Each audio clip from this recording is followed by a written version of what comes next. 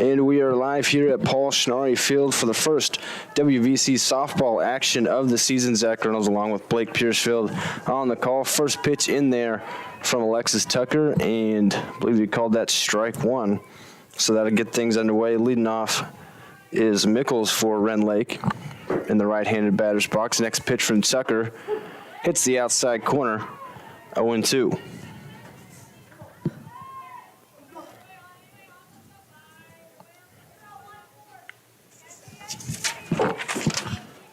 The 0-2 pitch from Tucker, a swing and a miss, and that gets the home season started for Wabash Valley.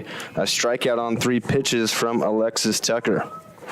Coming into this game here, the first home game of the season, Wabash Valley on a 4-8 start, had some tournament play throughout the country. Expect their record to kind of even out as we get into conference play here. Tucker's first pitch, another swing and a miss. That time it is Lanny Morris, the shortstop, in the box for Rend Lake. Next pitch from Tucker, that one a little low, make it 1-1, just her first ball.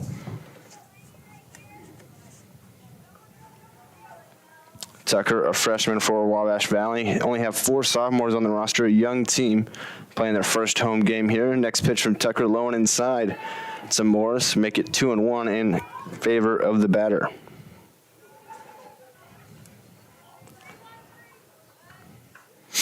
So 2-1 count on the Rend Lake shortstop, Lanny Morris. And she fouls this one out of play to the right side, popped it up and back. And that'll even things up at 2-2.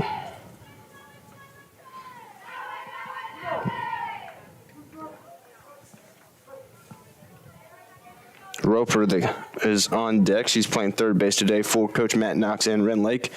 Tucker, 2-2 pitch. That one a little up high, so that'll run the count full. 3-2 here on the shortstop Morris. Great to have softball and baseball season back here. A little chilly out, but the sun's out, so pretty nice day for some softball action here on the campus of Wabash Valley College. The 3-2 payoff pitch up and away. Morris works a walk, the first base runner in the game. That was a good at-bat. Able to see a lot of pitches and work the count full. So that'll bring up Hallie Roper. Does some catching and some infield, playing third base today for Rend Lake. Rend Lake 1-1 in the season, just 2 games so far. Swing and a miss from Roper there and makes it 0-1. Both teams are wearing white today. Rend Lake with the white pants, Wabash Valley the red pants. Rare to see both teams wearing white, but that's what we've got here today early on in the season. 0-1 pitch, that one fouled out of play, back into the right. So quickly 0-2 on the third baseman, Roper.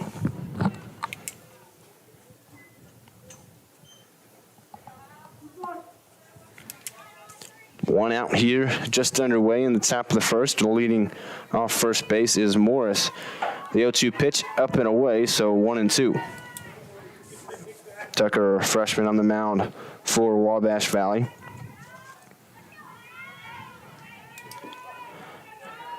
Pitching to the catcher, Michaela Collins, also a freshman. Freshman battery. This pitch is hit into left field, going back on his banks. It's over her head. That's going to be to the wall. Morris at third base. She'll round it, heading home. No throw from Mockabee. So Rend Lake on the board from the RBI double from Hallie Roper. It brings in Lanny Morris.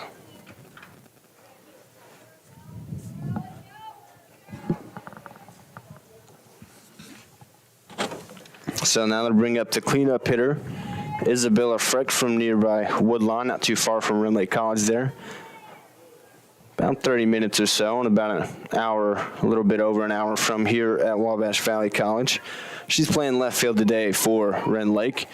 Tucker early on with a jam, just 1 out, a runner at second base, and a run already home for Rend Lake, making it 1-0 right now here in the top of the first. Pitch from Tucker to Frick, swing and a miss, 0-1. Tucker trying to battle back after that double that was hit well by Roper over the head of Banks out there in left field for Wabash Valley.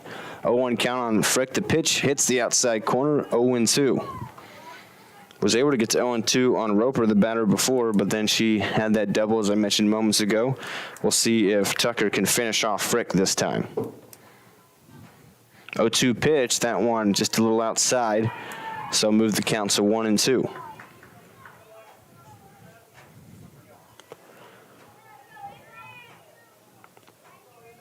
Paquette in the on-deck circle, also from Woodlawn, I believe. Swing and a miss, and second strikeout of the inning and the day for Alexis Tucker as Frick goes down swinging. So as I mentioned, that'll bring up Ella Paquette, playing center field today for Rend Lake. She goes first pitch swinging, but swings through at a hard fastball that time from Tucker, makes it 0-1. Here at Paul Schnarre Field, pretty chilly as I mentioned in the open, but it's really sunny out, Blake. Not too many clouds, pretty nice day out other than just a little chilly. That pitch hits the outside corner, makes it 0-2. Yeah, not as nice as it was earlier this week, but yeah, at least the sun's out and at least we got softball back. First game, right?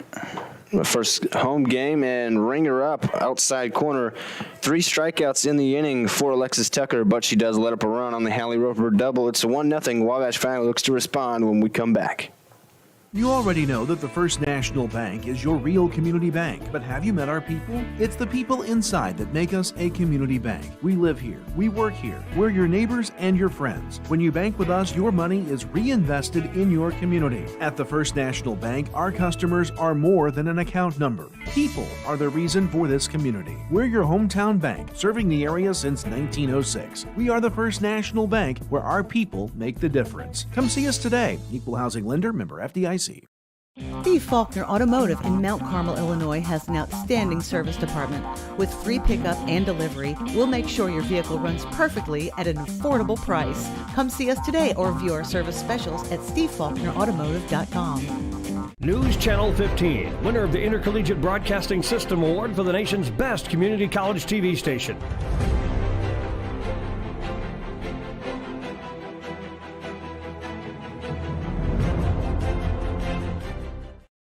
Steve Faulkner Automotive in Mount Carmel, Illinois has a huge selection of Jeeps and Chryslers. We have great deals, affordable financing, and an exceptional service department. Come see us today or view our new and pre-owned inventory at stevefaulknerautomotive.com. Steve Faulkner Automotive in Mount Carmel, Illinois has a complete lineup of Fords. We have great deals, affordable financing, and an exceptional service department. Come see us today or view our new and pre-owned Fords at stevefaulknerautomotive.com. Zach Reynolds and Blake Piercefield back with you at Paul Schnarre Field and Wabash Valley College on the News Channel 15 YouTube, the Warrior Sports Network. Lady Warriors softball action. They gave up a run in the first, so they're down 1-0. Now a chance to respond. Leading off for the Lady Warriors is the right fielder today, Emily Higgs. Another freshman, only 4 sophomores on this team. First pitch from Melvin is a strike on the inside corner, 0-1 to Higgs. Emily Melvin on the mound today for Rend Lake from Benton, so not too far from her college is where she grew up. Gets her sign, the 0-1 pitch, Higgs swings and misses, and quickly is down 0-2. Chased that one a little low and away. Higgs, Heichelbeck, and Welke duo up in the first for Wabash Valley. 0-2 pitch here. This one swung, hit hard into left field, and a base hit for Emily Higgs. Line drive right past the third baseman, Roper.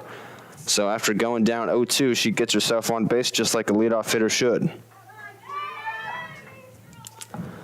So Higgs will lead off first as Kinsley Heichelbeck, the center fielder, steps up to the plate. Did a lot of leadoff hitting for Wabash Valley last year. She's one of those just 4 sophomores returning players. First pitch she'll see, low and outside for ball 1.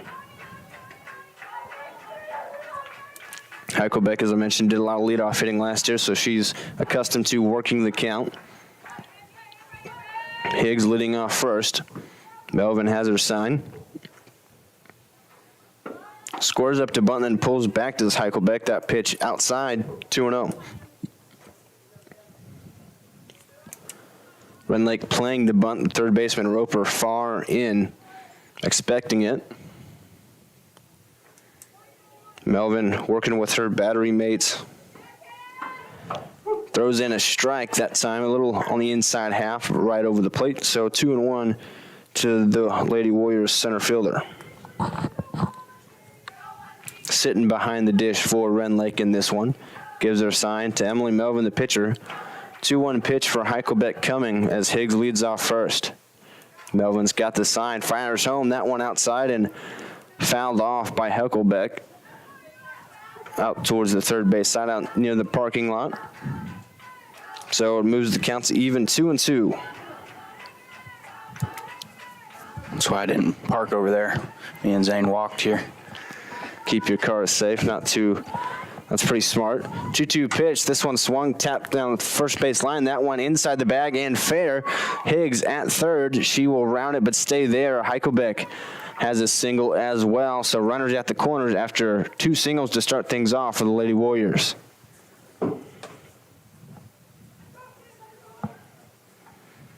Rend Lake coach Matt Knox wants to try to plead his case that was a foul ball, but it looked fair to me, and that's the way the referee or the umpire saw it as well. Right down that first base line, just inside the first base bag. So Lady Warriors with something brewing as Alyssa Wilkie, the second baseman, steps up to the plate with runners at the corners, nobody out in the bottom of the first. Down 1-0 right now, a chance to tie it right back up. First pitch bounces in the dirt. That one skips all the way towards the dugout, and Higgs will score. Heichelbeck goes from first to third, takes the extra base on the wild pitch. So that ties things up 1-1. And the Lady Warriors threatening to add another and take the lead.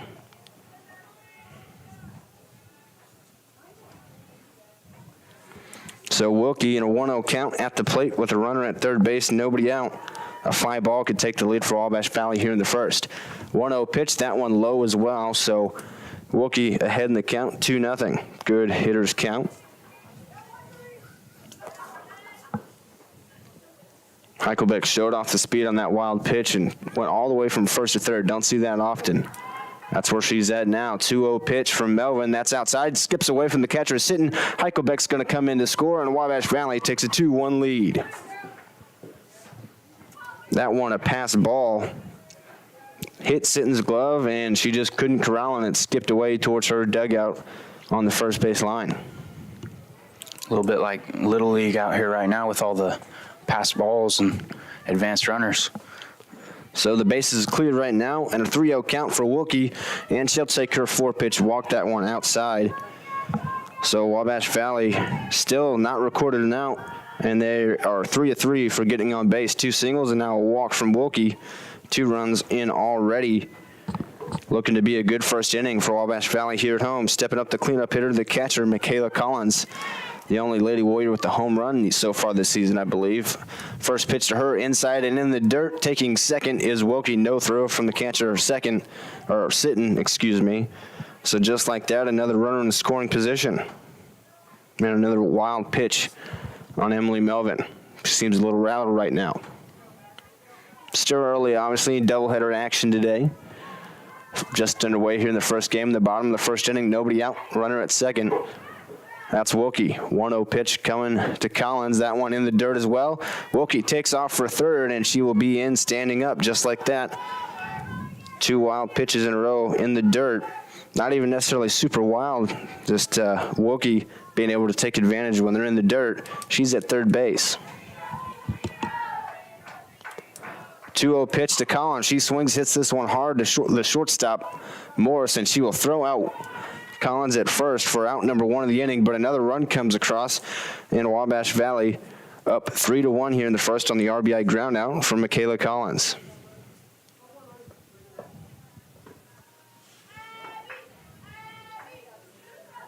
So to bring up another returner, sophomore for Wabash Valley, Abby Maccabee, the shortstop. First pitch a little up and away, 1-0.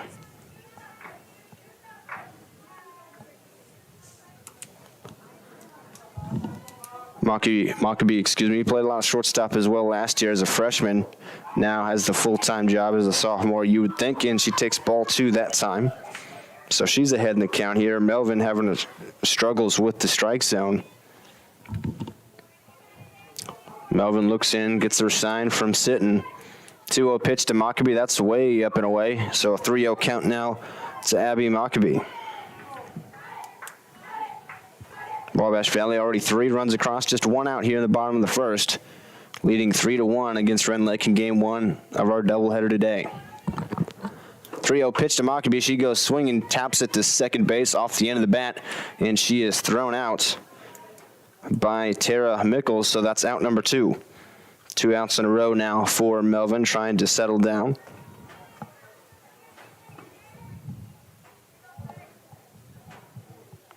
So that'll bring up the pitcher, Alexis Tucker, trying to help her own cause.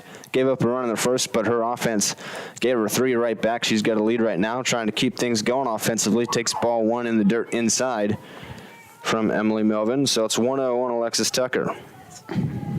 I just noticed Rend Lake is the Warriors too, so it does look like a little bit of an inter-squad game. Same colors, same name. Swing and a miss by Tucker. Took a little off that one, Melvin did. And Tucker swung over it, so it's 1-1. Yeah, it's the battle of the Lady Warriors, Blake, in this one. Both around the same area in Illinois as well, within an hour or so of each other. That one misses inside in the dirt, 2-1. Good start offensively for Wabash Valley, trying to keep it going. 2 down here in the bottom of the first. Tucker, the pitcher, at the dish with a 2-1 count. 2-1 pitch. Taps that one off home plate for a foul ball. Evens it up 2-2.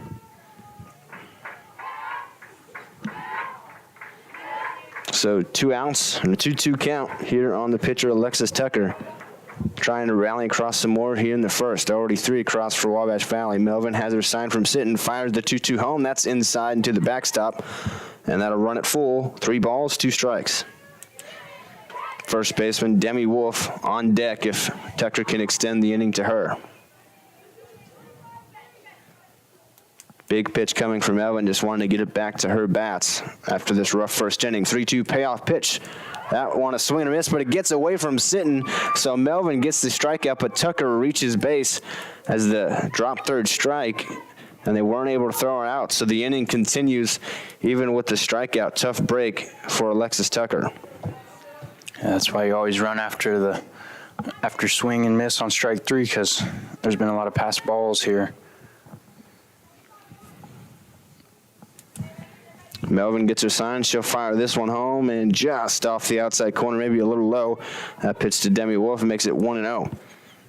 I think that pitch could be called a strike, but when Melvin struggled with the strike zone so much in the first, it's tough to get those close calls.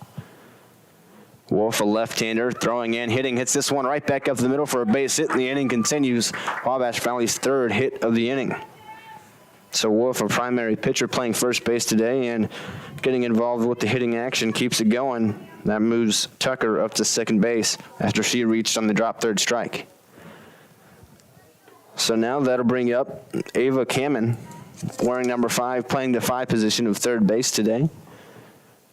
Trying to keep it going. First pitch to her, low and inside, 1 ball, no strikes.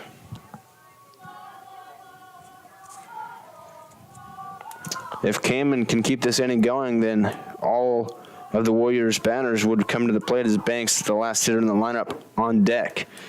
1-0 pitch to Kamen. She swings, hits this one in right field, and that's down for a base hit. Rounding third is Tucker. She'll come home. She will score. Wolf advances to third base. Runners at the corners with 2 out, and it's now 4-1. Wabash Valley. The onslaught in the first inning continues.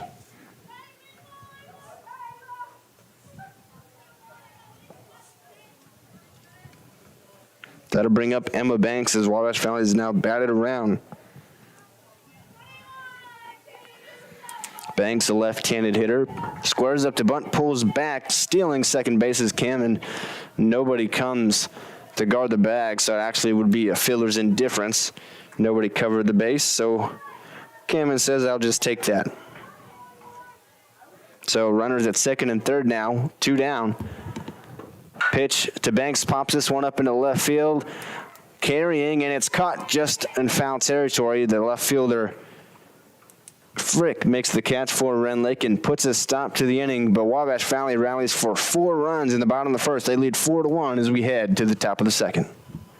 Hi, my name is Rylan Robb. I am from Albion, Illinois, and I am a radio TV major here at Wabash Valley College. From broadcasting all sorts of sports games to producing my own TV show and radio show, The hands-on experience is as much as you want to do with it. In terms of the program itself, I think it's really special. It's really like almost a little family in a way, and it's really been really nice being able to experience the things I have with people that genuinely appreciate it with me. I'm Mason Gross. I am a marketing business management major at Wabash Valley College. You'll learn a lot about the business industry as a whole, and that really helps you to explore your options as far as to what's out there. So I'm doing my internship at Summer Real Estate in Salem, Illinois. Right now I'm working on getting my license. I am hanging around the office, going to showings, and doing everything I can as a non-licensee to get myself ready for when I graduate and take that step as an agent. Back here at Paul Schnarre Field, Rend Lake back to the bats after they gave up 4 runs at the bottom of the first, giving your Wabash Valley Lady Warriors a 4-1 lead. Tucker back in the circle in her first pitch of the second inning. Here's a strike on the outside corner, 0-1 to Emily Hayes. Tucker did give up a run in that first inning, but she struck out all 3 outs, and quickly 0-2, a sword on that one from Emily Hayes. Tucker, a strikeout pitcher, already has 3 in this one, trying to tack on her 4th and as many outs. 0-2 pitch to Hayes. That one's outside, runs at 1-2. Hayes, Childers, and Melvin, the pitcher, due up this inning for Rend Lake. 1-2 pitch from Tucker. That one a bit high in sight for the umpire's liking, so that runs it to even, 2 balls, 2 strikes. Hayes, the designated player in this one, so she's just hitting, not fielding. Hitting for the right fielder, Lauer.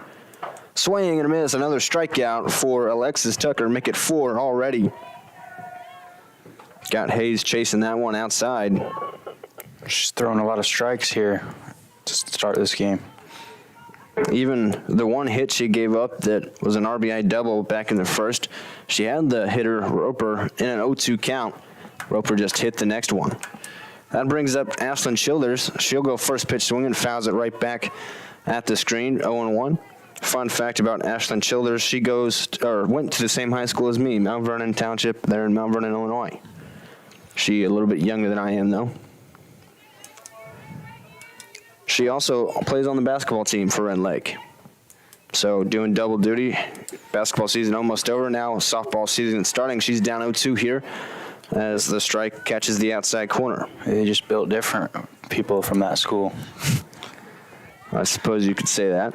Alexis Tucker got another Rend Lake Lady Warrior down 0-2 here. 0-2 pitch, swing and a miss. 5 strikeouts in a row for Alexis Tucker via the out. She's had a couple, a walk and a hit in between there, but when she's getting outs, it's via the strikeout variety. 5 already. So that'll bring up Melvin now, the pitcher, trying to help her own cause. Down 4-1 in the top of the second. First pitch swinging, first pitch missing.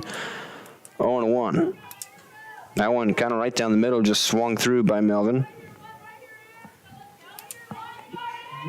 Tucker trying to strike out the side in quick fashion. 0-1 pitch, hits the outside corner, make it 0-2. Just needed 9 pitches thus far this inning. Chance to have 3 strikeouts in 10 pitches. It's very impressive. See if she can finish her off here. 0-2 pitch from Tucker. Outside, ball 1. A rare ball so far here. Tucker filling up the zone for sure. Looks to the dugout for her sign. She's got it. Working with her battery mate, Collins. That pitch fouled straight back. Melvin got a good piece of it. So she stays alive. Trying to extend the inning. Her catcher is sitting on deck. Tucker looking for a 6th strikeout. That one just outside, so that's an even count now, 2-2. Collins tried to frame that one up. Didn't get the call.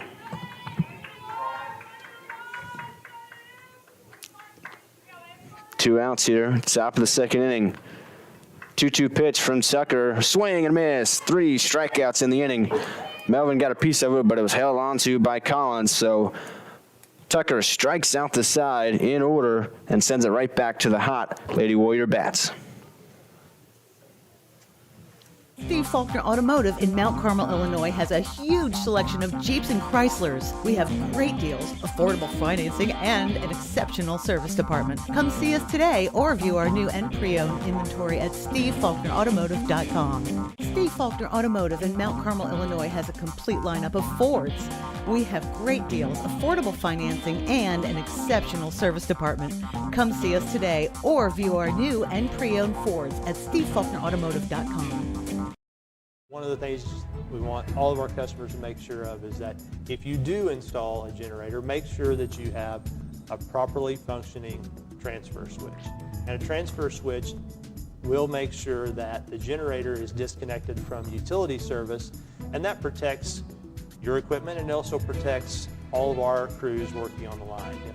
If a generator is not hooked up correctly, it can send power back through that transformer, and then it can be high voltage in a dangerous situation. Zach Reynolds, Blake Piercefield here with you on News Channel 15, the Warrior Sports Network. Wabash Valley up 4-1 after the first inning. Now we're in the bottom of the second, and it's right back to the top of the Lady Warriors order with Emily Higgs, who started things off in the bottom of the first with a base hit. Now she's back up to start the bottom of the second. First pitch from Melvin, up and away, ball one. All 9 Wabash Valley hitters came up to the plate there in the first inning, Blake. Yeah, it'd be nice to see if they can do it again. Up 4-1 already. Why stop now? Here in game 1 of this doubleheader. Higgs hits this one hard in the right field, but a line drive right at the right fielder, Lauer, and she makes the catch for out number 1. That one hit hard by Higgs, but just right at somebody. That's just sometimes how it works. Heichelbeck also had a hit her first time up back in the first inning, line drive or ground hard liner down the first base line. She takes ball 1, that one low and away. Kept it just fair inside that first base bag. She's got a 1-0 count here in the bottom of the second. 1 down, Melvin still in mount for Rend Lake, fires this one home. This one grounded right back up the middle, and 2 for 2 in 2 innings is Kinsley Heichelbeck. Another base hit there, trying to start another Wabash Valley rally. That'll bring up Alyssa Wilkie, who walked in the first inning and eventually came around to score. A couple of runs that came across the plate while she was batting last time on a couple of wild pitches. That one just low to Wilkie, so 1-0 is the count. Heichelbeck, we know, has speed over at first. Sitting, trying to keep her honest. 1-0 pitch, that one low as well. Not missing by much. Melvin stares into the umpire. Nonetheless, Wilkie ahead in the count. 2 balls, no strikes.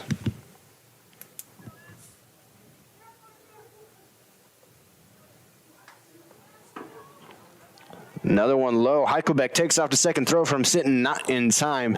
Throw was in the dirt, and Heichelbeck took off. She reaches second on a stolen base. Sure, we'll see a lot of that from her this season. First one seen here at home this year. 3-0 pitch to Wilkie. That's low. She'll take her second walk in as many innings. So 2 on for Wabash Valley. Here comes the coach for Rend Lake. Might be making an early change as he comes and talks it over with the home plate umpire. And it looks like we will have a change. Melvin just couldn't find the strike zone early. A pitching change for Rend Lake. We'll take a short break and then tell you about it on the other side. One of the things we want all of our customers to make sure of is that if you do install a generator, make sure that you have a properly functioning transfer switch. And a transfer switch will make sure that the generator is disconnected from utility service, and that protects your equipment and also protects all of our crews working on the line. If a generator is not hooked up correctly, it can send power back through that transformer, and then it can be high voltage in a dangerous situation. Before coming to Senior Enrichment Center, I was so depressed that I couldn't get out of bed. That all changed once I started seeing Danielle, the social worker, and Melanie, the nurse. They have been so kind and they truly care about my health. They have helped me to be able to go out and have shown me the importance of how to deal with my problems in a more constructive way. I think anyone who is experiencing grief, depression, anxiety, or isolation. Back here after Caitlin England, the new pitcher for Rend Lake, finished her warm-up tosses, and she will have a tough start to this one. She's got 2 inherited runners. That's Heichelbeck at second and Wilkie at first, and she will face off with the cleanup hitter and catcher, Michaela Collins. First pitch to her is low for ball 1. Collins had an RBI ground out her first time up. New pitcher in the second inning of a doubleheader is not great. We're going to have to find innings, Rend Lake is, hoping for England to settle things down. Second pitch from her here is outside. So a hitter's count now, 2-0 to Michaela Collins.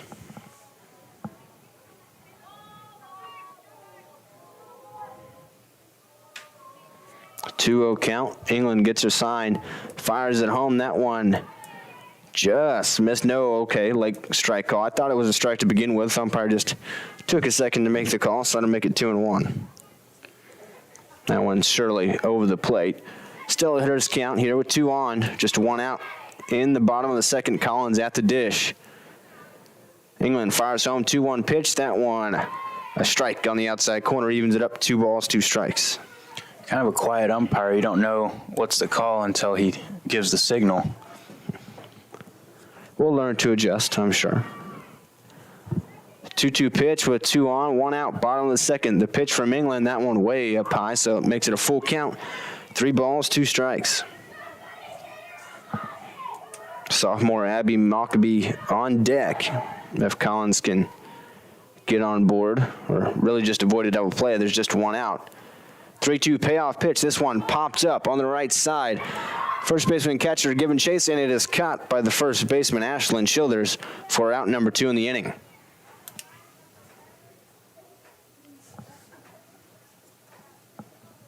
So that will bring up the shortstop, Mockabee, with 2 on, trying to bring them across.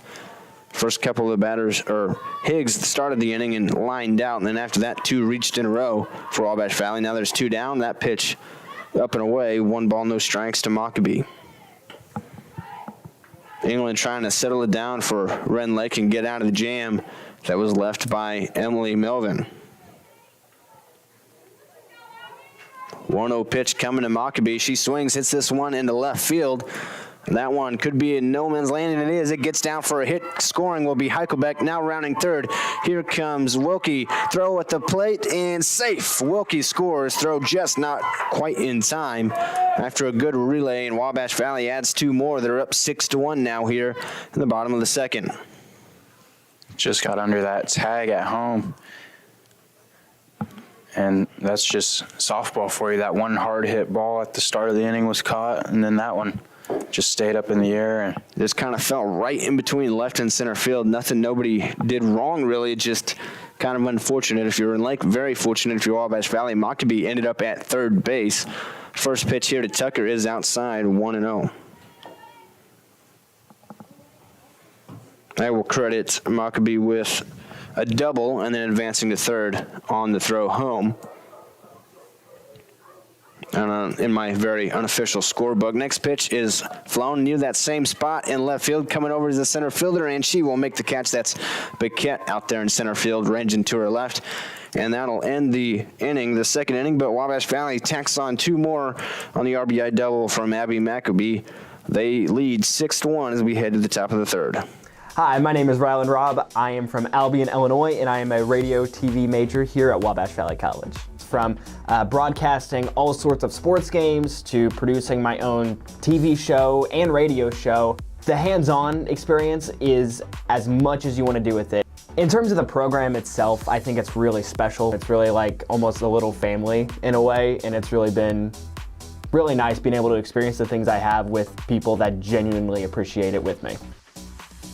You already know that the First National Bank is your real community bank, but have you met our people? It's the people inside that make us a community bank. We live here, we work here, we're your neighbors and your friends. When you bank with us, your money is reinvested in your community. At the First National Bank, our customers are more than an account number. People are the reason for this community. We're your hometown bank, serving the area since 1906. We are the First National Bank, where our people make the difference. Come see us today. Equal housing lender, member FDIC.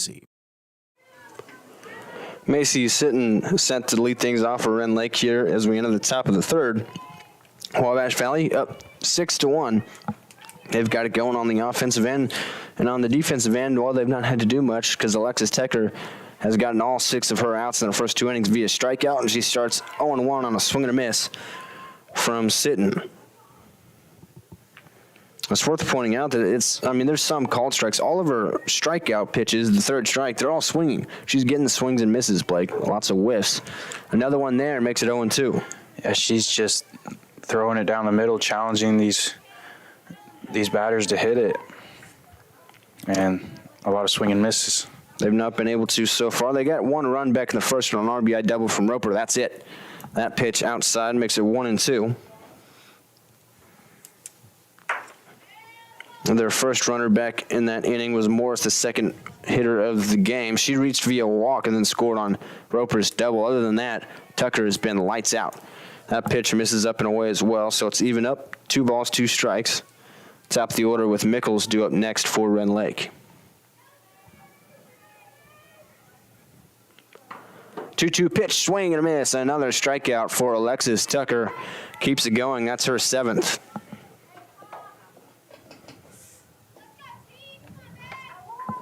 And yet again, it was swinging. So back to the top of the order now with Tara Mickles, who struck out as the first hitter of the game back in the first inning. Her second opportunity at the plate here. First pitch, swing and a miss. Blew it right past her. I mean, it really is just a lot of fastballs. She's just blowing it right past him, Blake. Yeah, it's fun to watch. Most of the time you're expecting a strike down the middle. Next pitch just misses, 1-1. A little low, perhaps. Mickles, the second baseman for Rend Lake. 1-1 pitch, fouls this one straight back, heading right for you, Blake. Good thing there's a net and then even glass if it somehow got through the net there. Yeah. Makes it a 1-2 now. Tucker threatening for her 8th strikeout.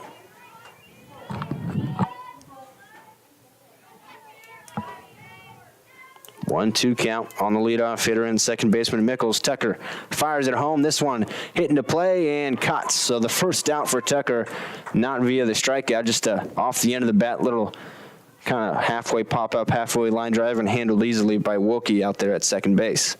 2 down in the inning. I think Wabash Valley students should get something free, like a giveaway, if she gets 12 strikeouts. I know some teams do that. Tucker's first pitch here is a swing and miss on Morris, who walked back in the first inning, eventually came around to score. Starts off 0-1 here. Are you going to get that going for us, Blake? I'll try. Maybe Rylan could figure something out for that. 0-1 pitch. This one lined into center field. Going back on it is Heichelbeck, and she will make the catch. So finally a couple outs, not via strikeout, but she retires the side in order nonetheless. Tucker is dealing on the mound. Back to the Warrior Bats as they try to add on to their 6-1 lead. Steve Faulkner Automotive in Mount Carmel, Illinois has an outstanding service department.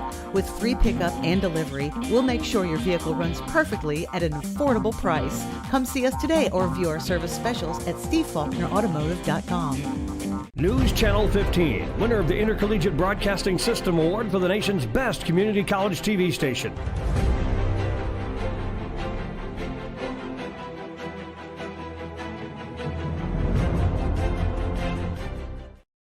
One of the things we want all of our customers to make sure of is that if you do install a generator, make sure that you have a properly functioning transfer switch.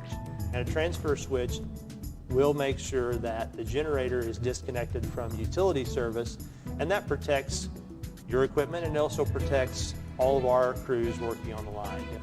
a generator's not hooked up correctly, it can send power back through that transformer, and then it can be high voltage in a dangerous situation. I'm Mason Gross. I am a marketing business management major at Wabash Valley College. You'll learn a lot about the business industry as a whole. Zach Reynolds, Blake Piercefield back here with you on News Channel 15 YouTube, the Warriors Sports Network at Paul Schnarre Field here at Wabash Valley College, and your Warriors up 6-1 right now as we enter the bottom of the third inning. Caitlin England back on the mound for Rend Lake after taking over and pitching pretty effective in the bottom of the second. First pitch here in the bottom of the third, foul tip by Wolf. She'll go down 0-1. Wolf had a single back in the first inning.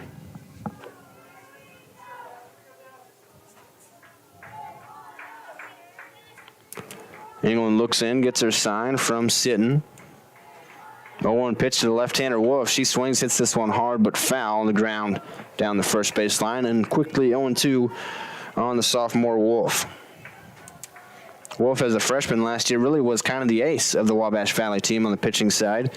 She'll do a ton of pitching this year again for them, but today, Alexis Tucker, the freshman, showing ace-type skills as well.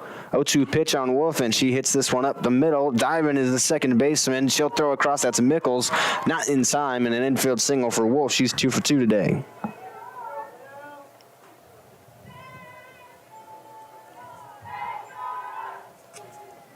So that one now will bring up Ava Kamen, who reached base last time with a hit and drove in an RBI. With Wolf leading off first pitch in there for a strike on Kamen.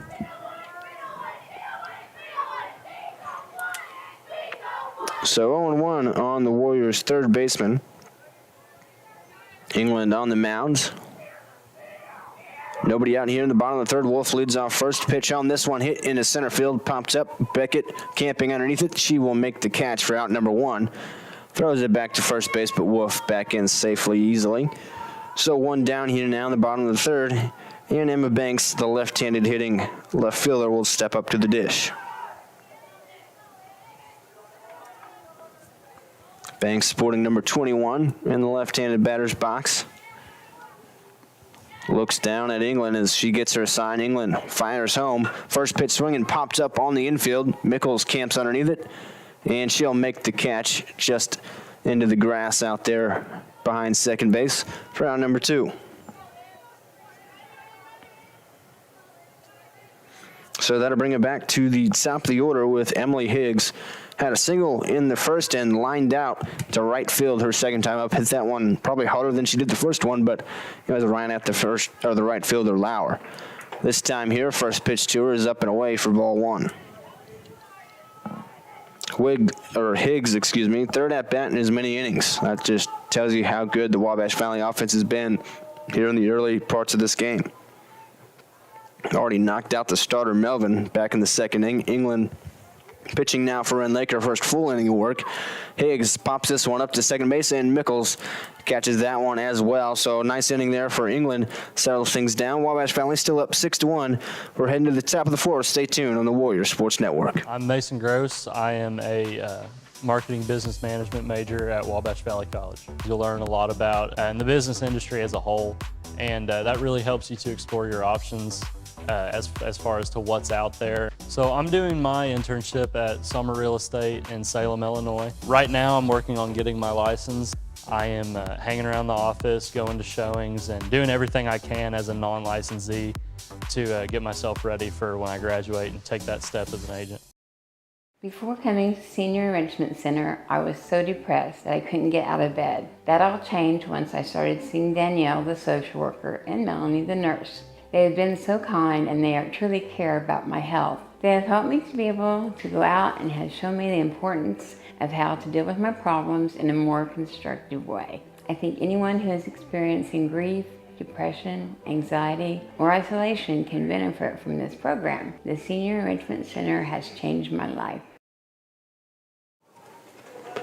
Hallie Roper set to lead things off here for Rend Lake as we enter the top of the fourth inning. She's got the lone hit and drove in a lone run for Rend Lake way back in the first inning. Had an RBI double over Banks' head in the left field. She goes first pitch swinging here and misses at the outside pitch, 0-1. Roper playing third base for Rend Lake. 0-1 pitch to her here. That's well outside, 1-1. Roper, Frick, and Baquette due up. Ever since that double from Roper, it's been all Alexis Tucker killing Rend Lake. She pops this one up right side, drifting out of play, and it will be out of play for a foul ball and strike two. 1 ball, 2 strikes to Hallie Roper. Alexis Tucker dominating since she gave up that hit to Roper. She's got 7 strikeouts in this one. And has not allowed a base runner since she gave up that hit. That one just outside. Collins tried to frame it up for strike 3. Didn't get the call from the umpire, so it evens it up 2 balls and 2 strikes on Roper. I like that pitch. Looked to be close enough to the outside corner, but not according to the umpire with far better view than I have. 2-2 pitch from Tucker. That's well inside, so that runs it full. 3 balls, 2 strikes. Full count on Hallie Roper, trying to help Rend Lake rally back here in game 1 of this doubleheader. Wabash Valley up 6-1.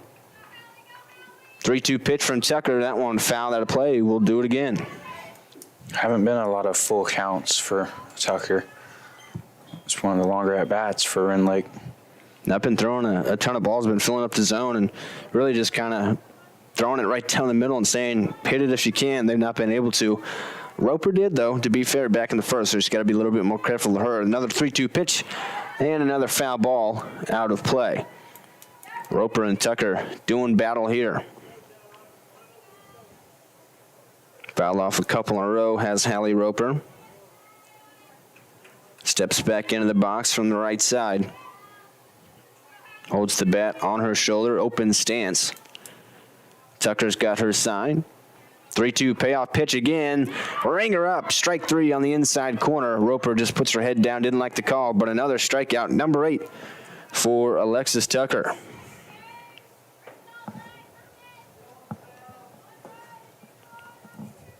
That'll bring up Frick, the left fielder and cleanup hitter. She was strikeout victim number 2 back in the first inning.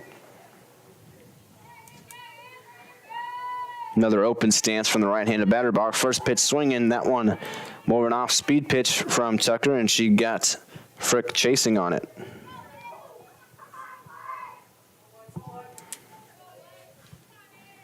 Tucker working quickly. The 0-1 pitch, swing and a miss. That one, the fastball that time, and 0-2.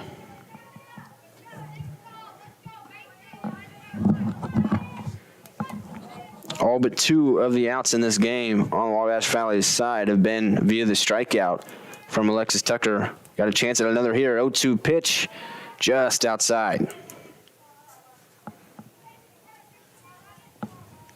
Tucker really worked in that outside part of the plate to right-handed hitters, but was able to get Roper moments ago on an inside pitch. Caught her looking.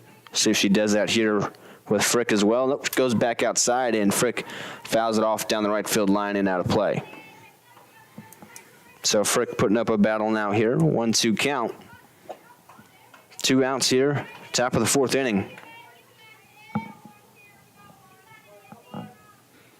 Wabash Valley up 6-1. The pitch inside.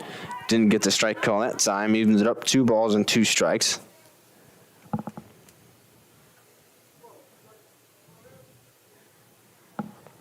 The center fielder Baquette on deck. Frick, the left fielder, at the dish. 2-2 count. Pitch from Tucker. Pop this one up behind home plate. Collins gives chase, and she will make the catch, falling down to the ground. Got some mud on her shin guard there, but sold out for the catch, and that's out number 2 of the inning.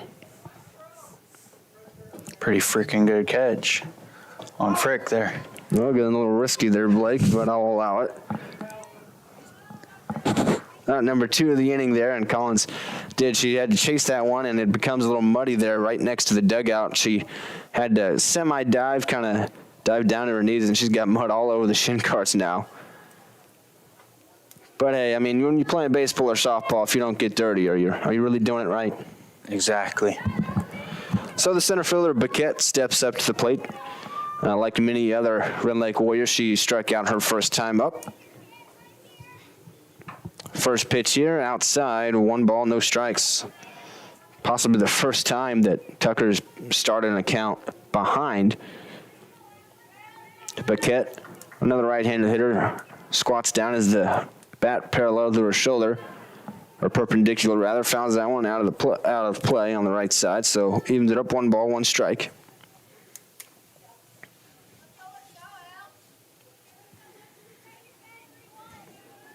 Tucker trying to work quickly here. 1-1 has her sign. Pitch home. Lined out of play on the right side as well. You can tell by how many foul balls from right-handed hitters going out of play on the right side. You can tell that they're late even when they're making contact, Blake. Tucker's got a good fastball. An early Cy Young candidate for Wabash. Another pitch from Tucker. That one just outside and low. I like that pitch. Didn't get the call, so that makes it 2-2, I believe. Tucker looks to her armband, has her sign, fires the next pitch home. Baquette just got a piece of that one. Able to foul it off and stay alive.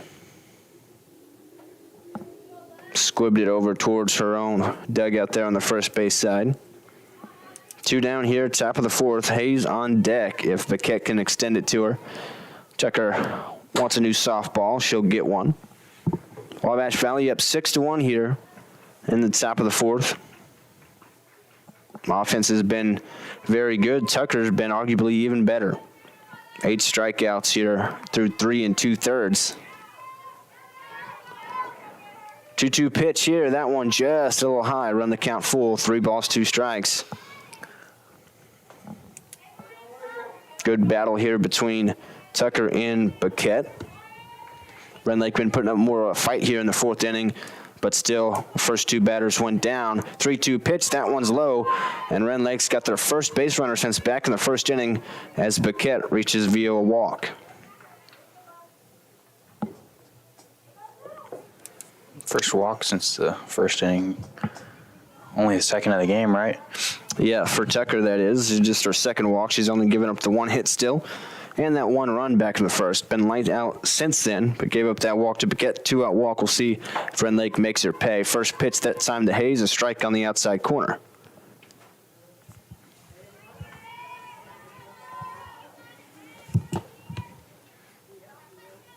Baquette leading off first.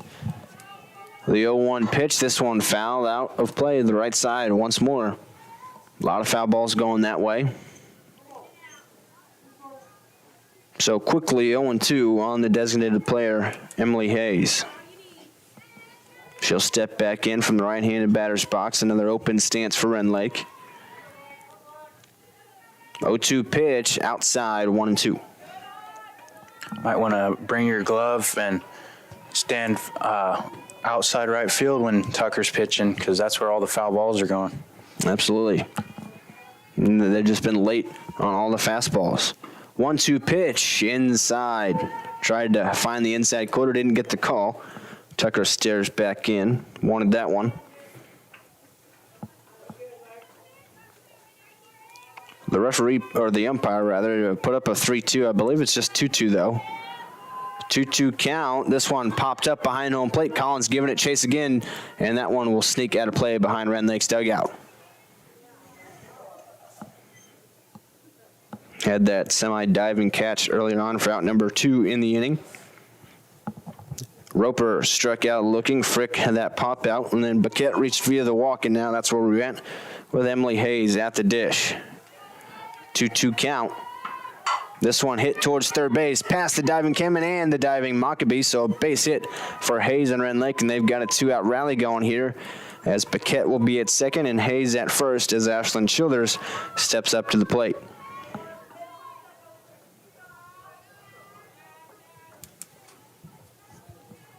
Childers tall and lengthy, skinny at the right-hander's batter's box. As I mentioned earlier, plays basketball for Rend Lake and softball. First pitch to her this time, swing and a miss, or a foul ball actually, got tipped right back into Collins and right off the chest protector. I'm sure knocked her breath away momentarily. She's starting to get back up on her own though. Hope she's all right. Coach Jay Montgomery out to check on her, as well as the athletic trainer.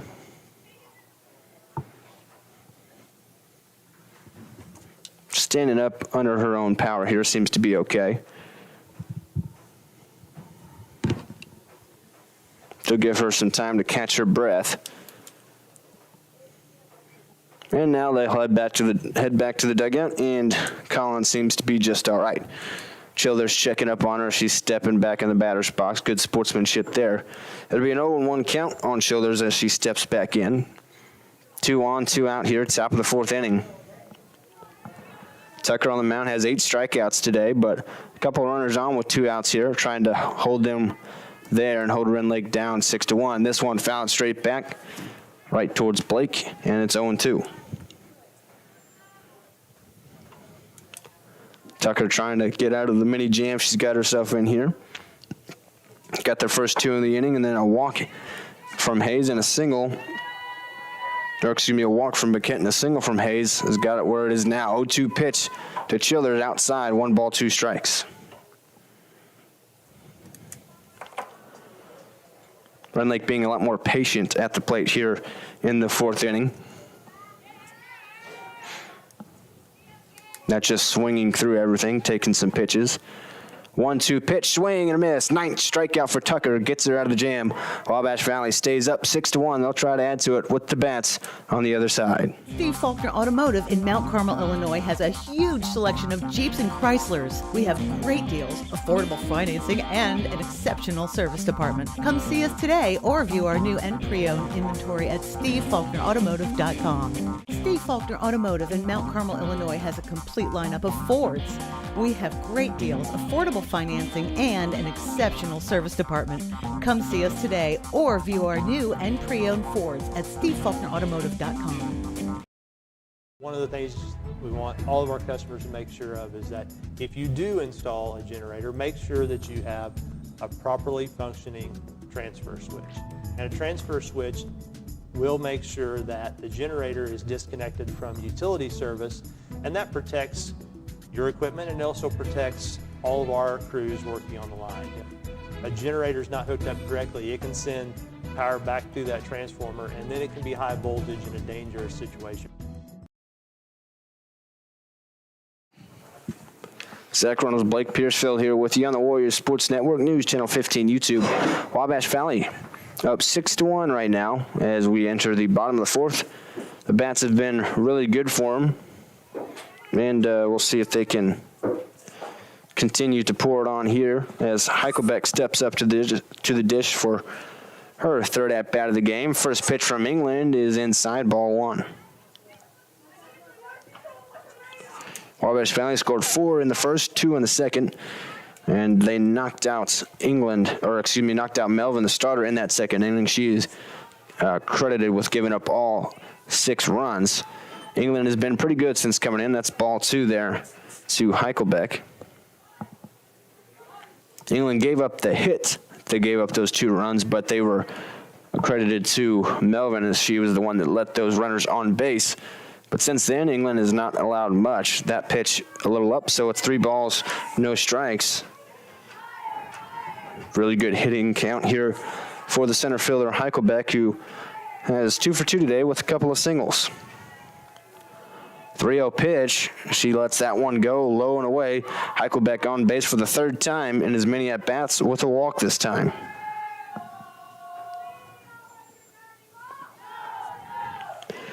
And she's going to second. The pitcher wasn't paying attention. Showing off the wheels. She's done that all day today. She has a stolen base. She went from 1st to 3rd on a wild pitch, and that time on the walk, she just took second base. Nobody was covering the bag. No pitcher wasn't paying attention, and just like that, a runner in scoring base after a walk. Don't see that often. That pitch in the dirt to Wilkie, 1 ball, no strike. She has walked twice today. Wilkie has. Stolen base on a walk, we'll say. So that'll make 2 stolen bases unofficially for Heikelbeck today. This one lined in the left field, hit hard by Wilkie, but right at Frick, who was right there. Didn't have to move much for out number 1. A couple of Lady Warriors have hit one real hard, but right at somebody in the outfield today now.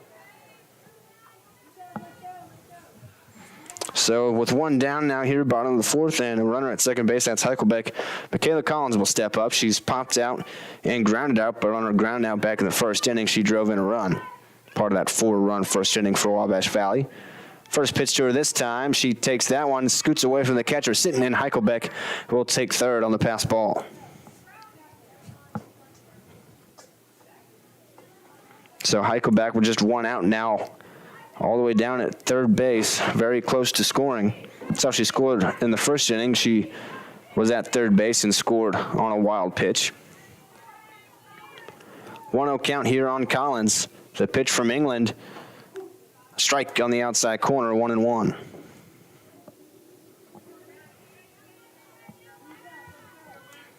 One down. That was Wilkie just moments ago with the line out to left field. Heikelbeck led off the inning with a walk. It took second base on this one. Popped up, and that's down past the diving shortstop. Heikelbeck will score on an RBI single from Michaela Collins. And Blake, that's just softball / baseball. The line drive hit hard by Wilkie, ends up in an out, and that soft nub off the end of the bat ends up an RBI single for Michaela Collins. Yeah, they've gotten a few hits off of some soft contact today. Seems like every time Heikelbeck gets on base, she's over at 3rd in a few pitches.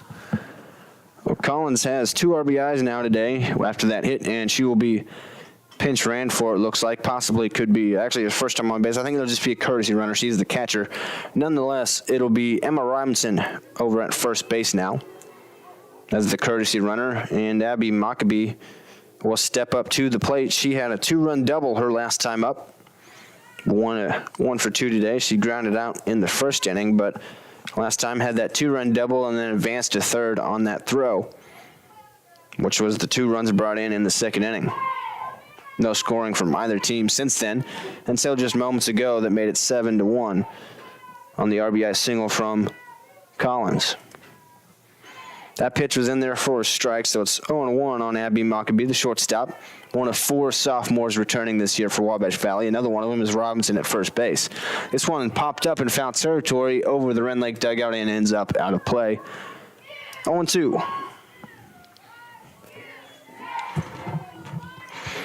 Robinson, the courtesy runner at first base after Collins had the RBI single. 7-1 here, 2 outs, or just 1 out, rather, excuse me, here in the bottom of the 4th. 0-2 count on Maccabee, the shortstop. The pitch from England, left up high. Back pick attempt by the catcher sitting, but Robinson dives back in safely.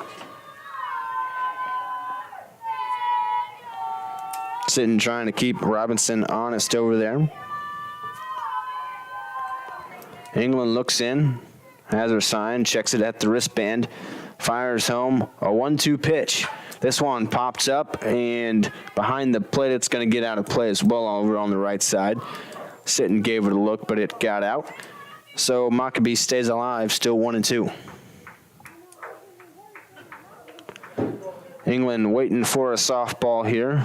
Had to go retrieve a couple of foul balls, and now they've got some. Still haven't given one back to England, though, and now they do.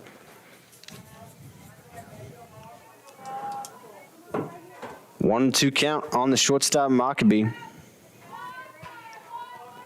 Slightly open stance, just barely open. Bat on her shoulder. 1-2 pitch home. Fouls this one off out of play on the right side as well. Maccabee staying alive.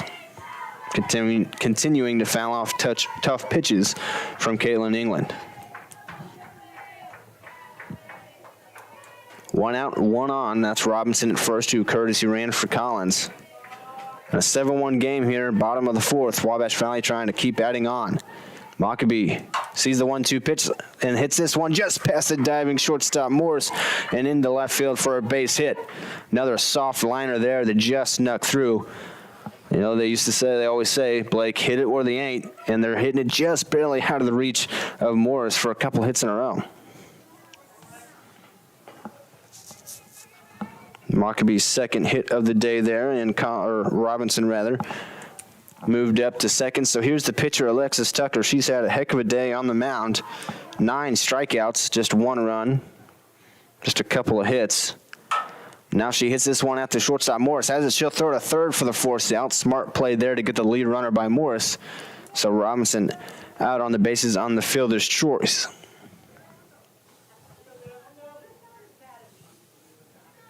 Maccabee moves up to second. So it'll be Maccabee at second, Tucker at first. 2 down here in the bottom of the 4th. And at the plate, looks like a pinch hitter. And this one hit high into right field. Going back on it is Lauer, and she will make the catch. And that was Wolf, excuse me. I had my hitting out of order. Not a pinch hitter. Wolf flies out to deep right field, and that ends the inning. But Wabash Valley tacks on another. They're up 7-1 as we head to the 5th. You already know that the First National Bank is your real community bank, but have you met our people? It's the people inside that make us a community bank. We live here, we work here, we're your neighbors and your friends. When you bank with us, your money is reinvested in your community. At the First National Bank, our customers are more than an account number. People are the reason for this community. We're your hometown bank, serving the area since 1906. We are the First National Bank, where our people make the difference. Come see us today. Equal housing lender, member FDIC. Steve Faulkner Automotive in Mount Carmel, Illinois has an outstanding service department. With free pickup and delivery, we'll make sure your vehicle runs perfectly at an affordable price. Come see us today or view our service specials at stevefaulknerautomotive.com. News Channel 15, winner of the Intercollegiate Broadcasting System Award for the nation's best community college TV station.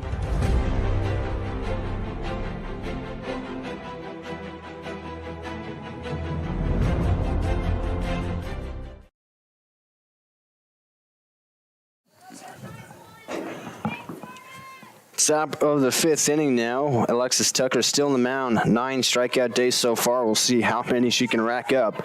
Stepping up to the plate for Rend Lake, it is England, the pitcher, and she runs and swings at that one and missed it, down 0-1. Trying to slap that one.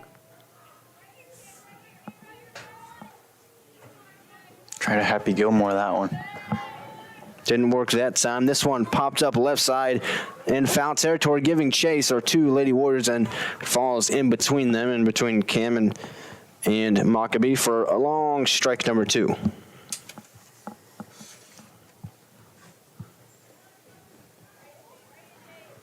So 0-2 now.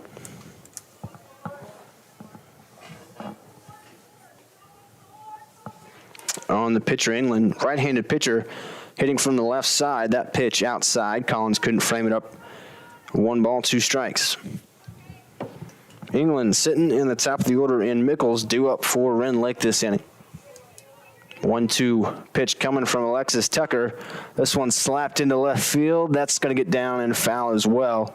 Down the left field line, stays 1-2. England trying to help her own cause and start a rally for Rend Lake. They're down to 7-1 right now here in game 1 of this doubleheader. First home softball game of the season for Wabash Valley here at Paul Schnarre Field. Zach Reynolds, Blake Piercefield on the call with you. That pitch rings her up on the outside corner. Another strikeout for Alexis Tucker, now into double digits. Strikeout number 10. That time looking. And that'll bring up the catcher, Maisie Sitton. Struck out her first time up. That pitch missed, I believe, and it does for ball 1.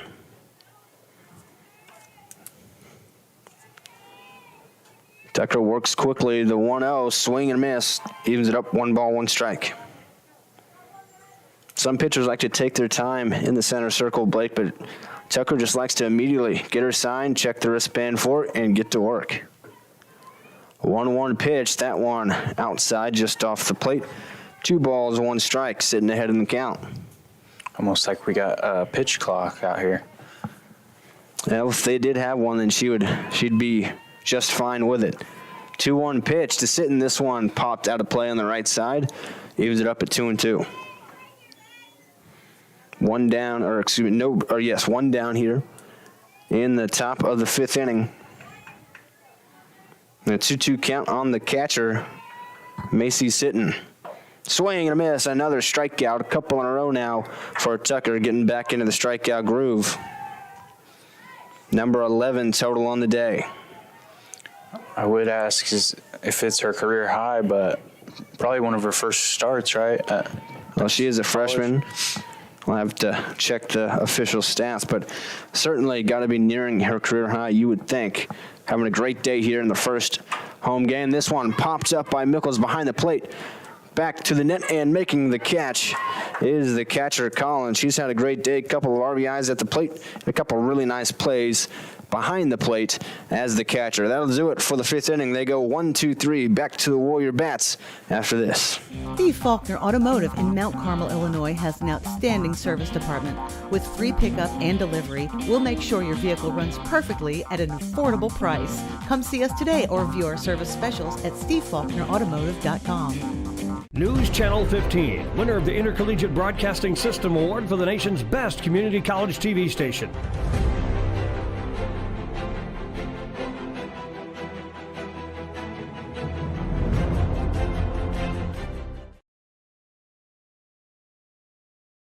Hi, my name is Rylan Robb. I am from Albion, Illinois, and I am a radio TV major here at Wabash Valley College. From broadcasting all sorts of sports games to producing my own TV show and radio show, the hands-on experience is as much as you want to do with it. In terms of the program itself, I think it's really special. It's really like almost a little family in a way, and it's really been really nice being able to experience the things I have with people that... This one hit into center field. Baquette camps underneath it, and first pitch swinging was Cameron that time, and she will be out as we start the bottom of the 5th inning. Cameron flew out to center field there. For out number 1, England still on the mound for Rend Lake. Really has kind of settled things down for him on the pitching side. They've just not been able to get anything going offensively since the first. First pitch swinging is Banks as well. She'll pop this one into left field, going back at the wall, hits the top of the wall and over for a home run. The definition of a wall scraper, but Banks, after going 0-2 to start the day, is on the board with a solo shot. That ball had a lot of pop, just kind of a rainbow out there, bounced off the top of the wall. It just kept going and carrying, and that can happen with the wind blowing on a cool day. It just kept carrying, literally hit the top of the wall and bounced over for a nice home run for Banks.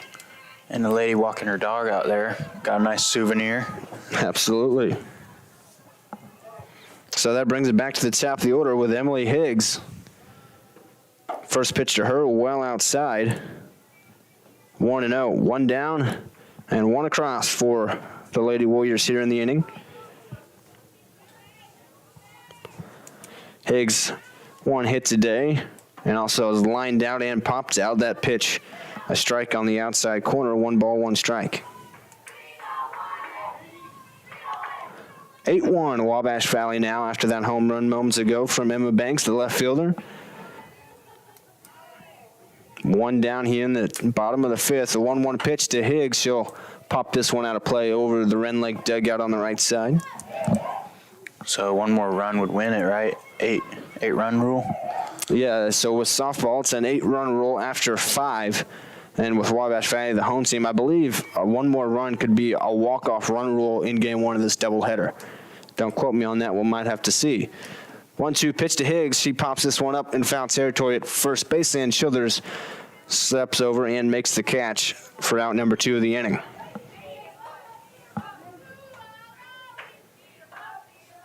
So with 2 down, that'll bring up the center fielder Heichelbeck that's been on base all 3 times today. Had a couple of singles and also walked her last time. She's come around to score twice, once in the 1st and once in the 4th. First pitch to her here in the bottom of the 5th.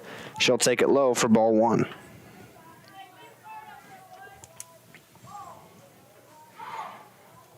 England pitched pretty well in this one after coming on relief of Melvin, but she gave up that shallow shot earlier on this inning to Banks. Really the first mark on her. 1-0 to Heichelbeck outside, 2-0. Her walk in the fourth was on 4 pitches. So she's seen 6 straight balls here in the last couple of at-bats.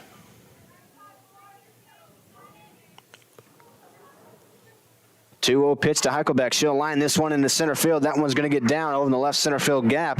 Heichelbeck around first, digging for second. She will be in with a stand-up double. She's now 3 for 3 and on base for the 4th time today.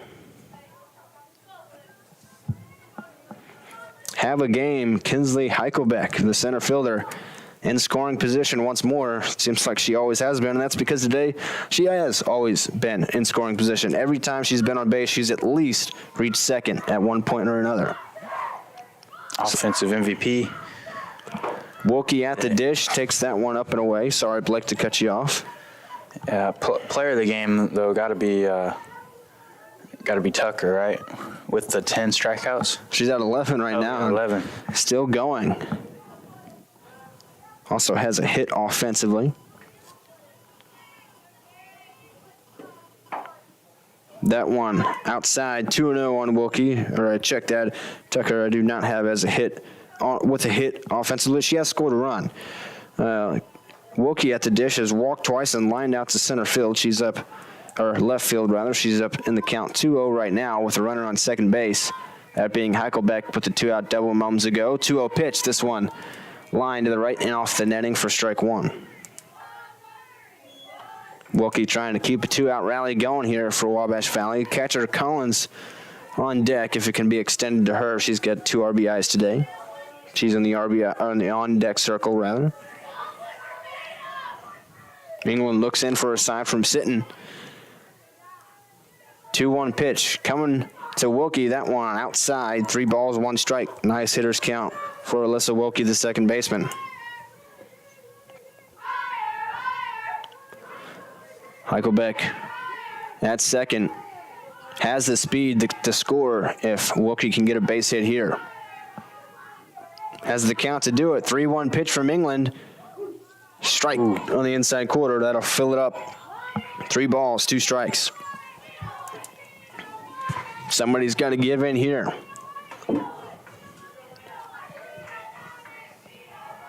England looks in for the sign. Gets from Sitton, checks her armband. 3-2, payoff pitch. This one popped up right side, trailing out of play. Over behind the dugout. I got blocked by the dugout, but it looks like it dropped. So we'll do it again. Couldn't quite tell if Childers was over there to make the catch. The dugout right in my view, in way of my view, but the indication is that she could not catch it. So we'll do another 3-2 pitch here.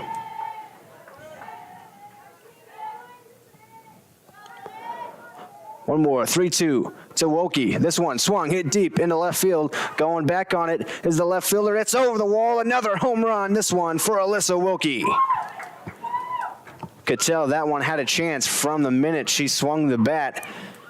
Good effort out there in left field from Frick trying to take it back, but it was just out of her reach as she had her arm stretched out over the wall.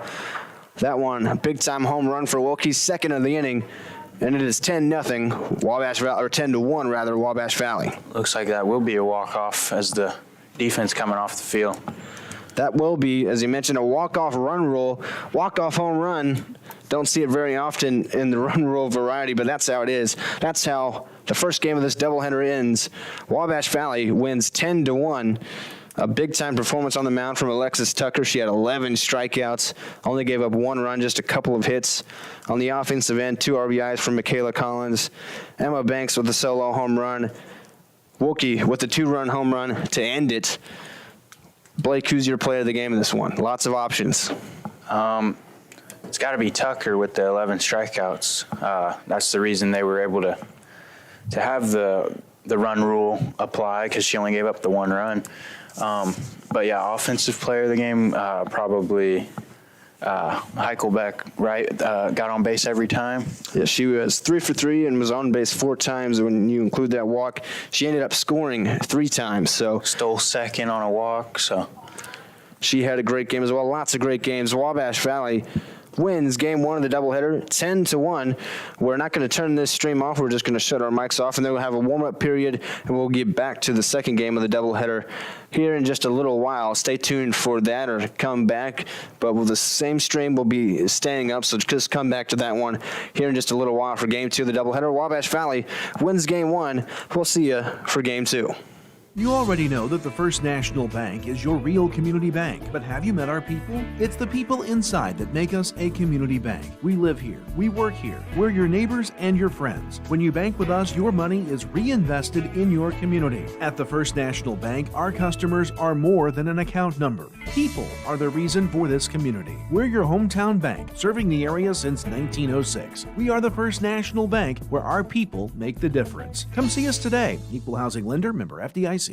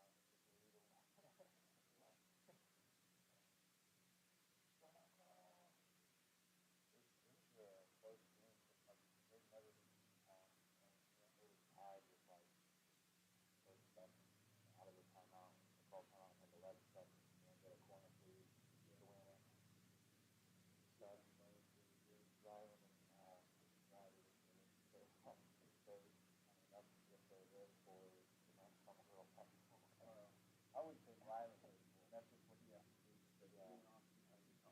But he got it, like, that's violent.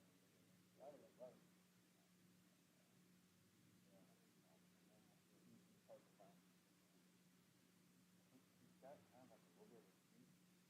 I don't know, you know what I mean? Like a little speech.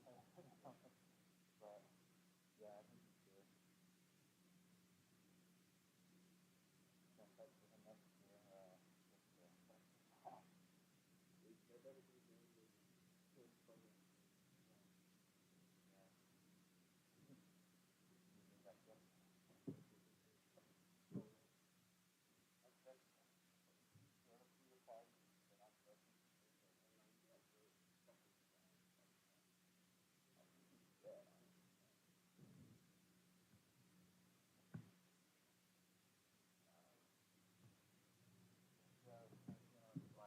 out of the 4 semesters I guess. I just finished, like how I had last time. I had like last semester, my first semester this year was probably my favorite. It was my work. It was like, I mean, it was fun though. Yeah. And type touchdown play. Yeah. And the Halloween party. And then I felt it was the second semester out. It was fun.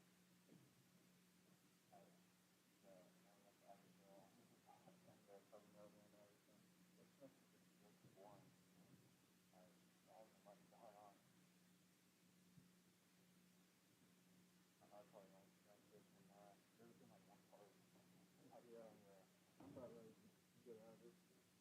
Yeah, I mean, also, Oklahoma State, there's always stuff going on there. Yeah. How many years ago, it's probably good.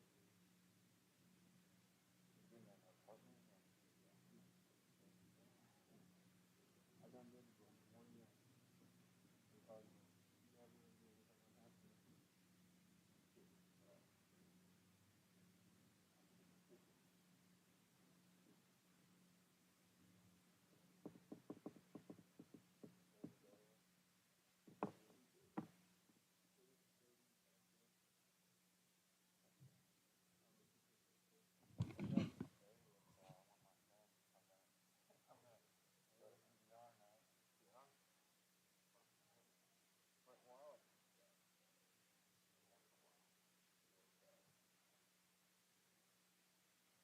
Hard to see like person tonight. I've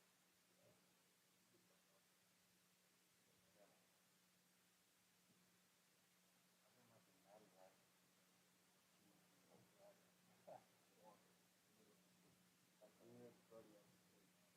Like 11 to 15 packs. Yeah. Better than 2 packs. I mean, not a 8 pack, better than yeah. Becomes like a worse version of cold stuff. Yeah. I never had cold stuff. It's so strong. I like it. That's personally, that's why I like Red Lake. What do you know? I like this one or is that I like that one.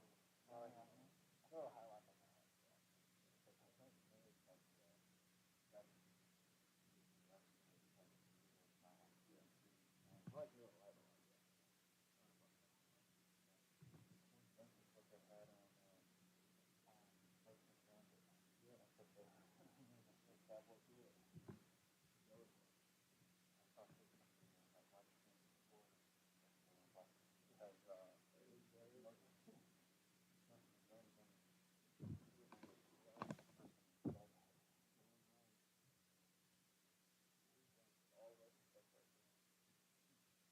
I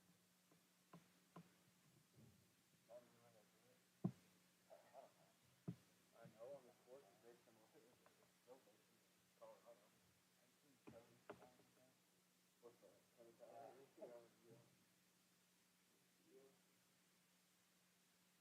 Whenever you said that first thing on my score, it made me think of baseball. Yeah. Some contact. Oh, you're not. Yeah. That's like the thing in MLB. Anytime like it's like people over there. Yeah. Oh, the food.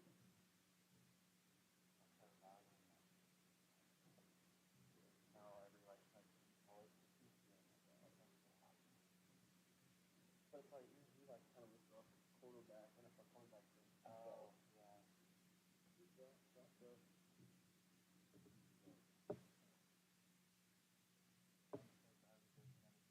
I don't think he'd get one.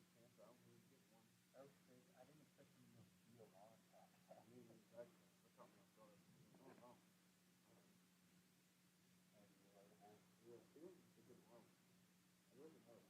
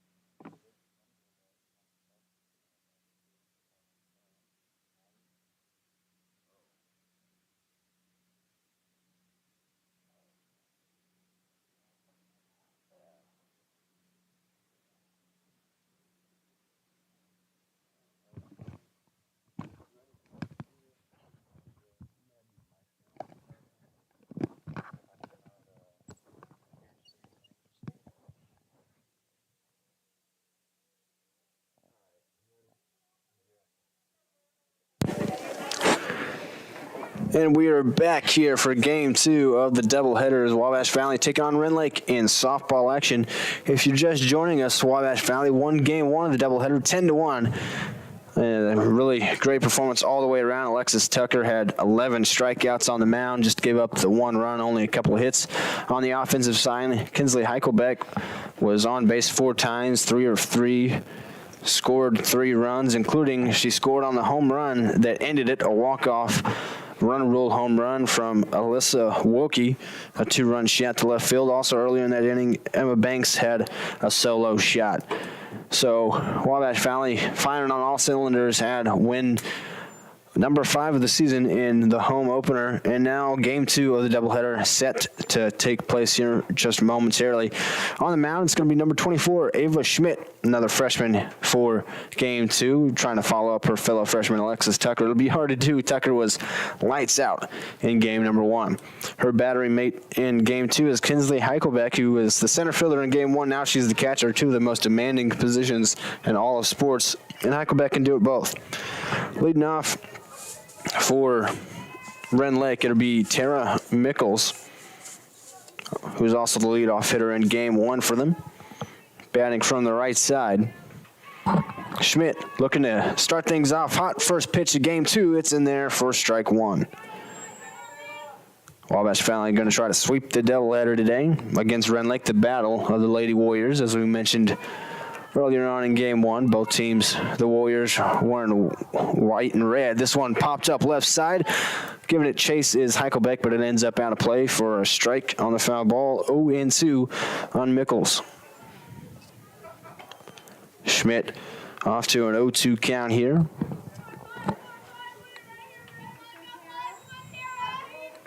Infield looks the same for Wabash Valley in game two. 0-2 pitch outside, couldn't hit the corner. 1 ball, 2 strikes on Mickles. It'll be Cameron at third, Mockabee at short, Wilkie at second, and Wolf at first. That's the same as game number 1. Banks back out in left field as well. Higgs in right. This one fouled back over our heads. It stays at an 0-2 or 1-2 count rather. After Mickles fouled that one off. The only difference defensively is Heichelbeck behind the plate instead of in center. And out there in center, I'm still trying to get a look at that number. It looks like number 12, I believe, Malin Batson. 1-2 pitch, low and outside, 2-2 even count. So you said that was the Wabash's 5th win of the year. Do you know their overall record? It's 5-8 now. A chance to move to 6-8 if they can sweep the doubleheader. 2-2 pitch is low, so that runs it full. 3 balls, 2 strikes.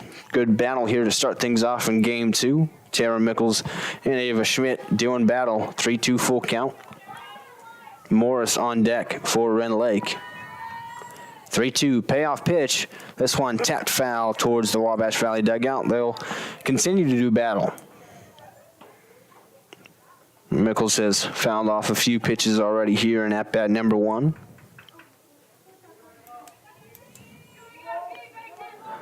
Schmidt looks to the dugout for the sign, checks a wristbound.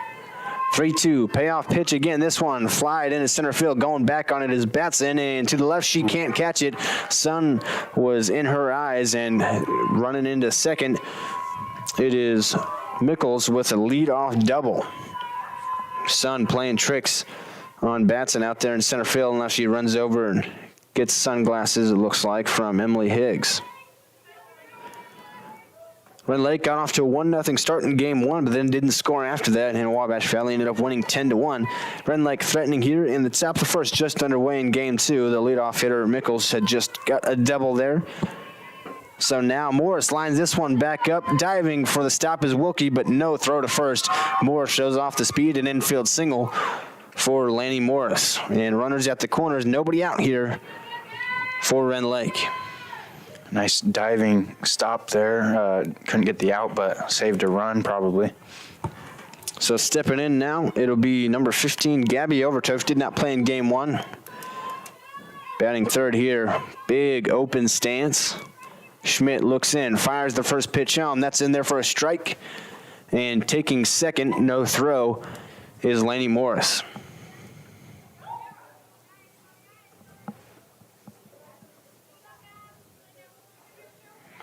So Overturf at the plate in an 0-1 count. 2 runners in scoring position for her. Schmidt trying to work around this early jam. 0-1 pitch, swing and a miss, 0-2. Heichelbeck back pick attempt to third, but Mickles in there safely.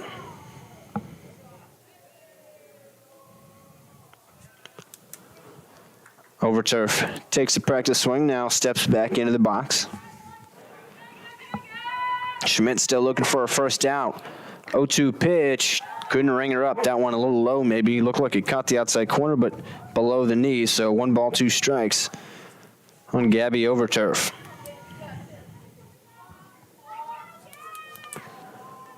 Runners at third and second. Mickles at third. Morris at second. 1-2 pitch. This one lined up the middle. That one is through for a base hit. 1 run will score. Going to third is Morris. She's in there safely. So 3 hits in a row to start things off for Rend Lake, and they are up 1-0 after the RBI single from Gabby Overturf. Kind of looked like she just hit that one off the inside of the bat softly, but right up the middle where nobody was. Just snuck through up the middle there. Now the cleanup hitter, it's Hallie Roper, who scored the lone run for, or not scored, but drove in the lone run for Rend Lake, rather, in game number 1. Had an RBI double in the first of that game. And now she'll step up with runners at the corners, nobody out in the top of the first in game number 2. Schmidt gets her sign from the catcher, Heichelbeck. First pitch to Roper, a strike on the outside corner.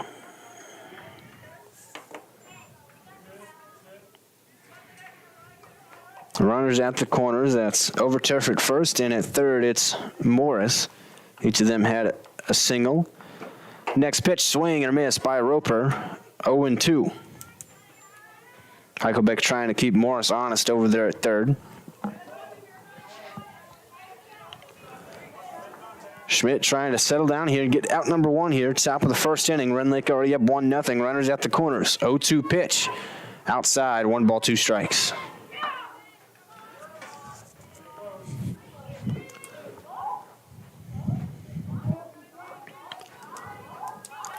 Roper with an open stance, bouncing the bat off her shoulder. Schmidt looks to the wristband for the sign. 1-2 pitch. This one, a pitch up high, line and fair down the left field line. 1 run in. This one all the way to the wall. At third base is Overturf. She'll stay there. And an RBI double for Hallie Roper, her second of the day, but just her first in this game. And Rend Lake up 2-0.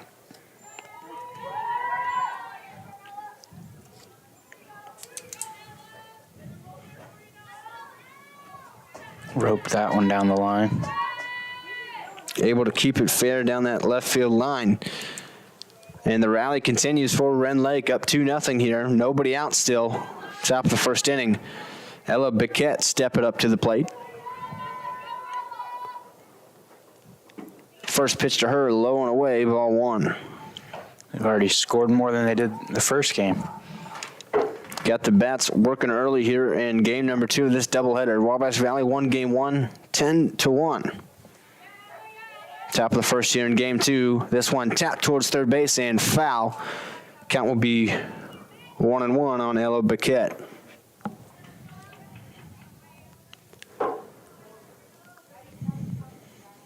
Two runners on for Rend Lake still. Overturf at third, Roper at second. After her RBI double. 1-1 pitch is low, 2-1 back pick attempt. Overturf safe at third. Biquette up ahead in the count here, 2 balls, 1 strike. Isabel Frick on deck for Rend Lake. 2-1 pitch. Strike on the outside corner.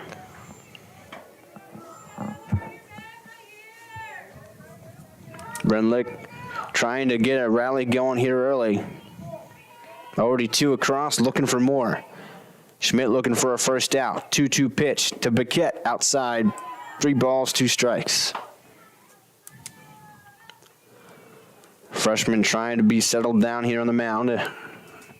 Ava Schmidt.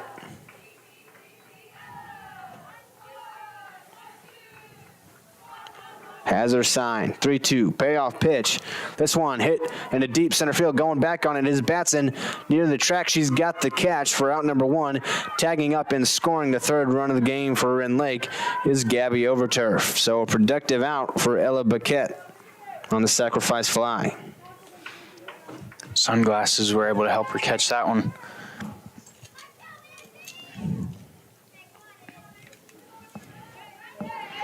So that'll now bring up Isabel Frick with 1 down here and 1 on at second base. That was Roper. She did not tag up to third base.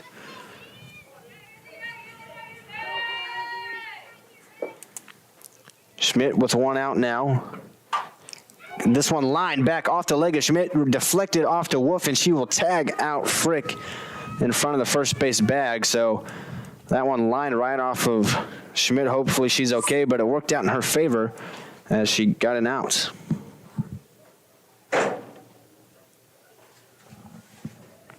So Frick out on the 1-3 put out. And the coaching staff checking on Ava Schmidt after the line drive off the leg. It'll be Ashlyn Childers set to hit for Rend Lake with 2 outs and a runner at third.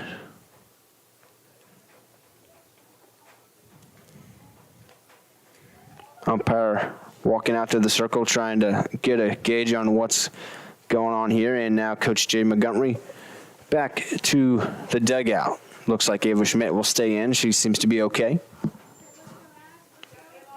She's got 2 down now here. Top of the first inning, down 3-0. Trying to put an end to the Rend Lake rally and get it to her own Lady Warrior bats. Childers steps in. First pitch to her from Schmidt, low and away, ball 1. Roper did move up to third on that out moments ago.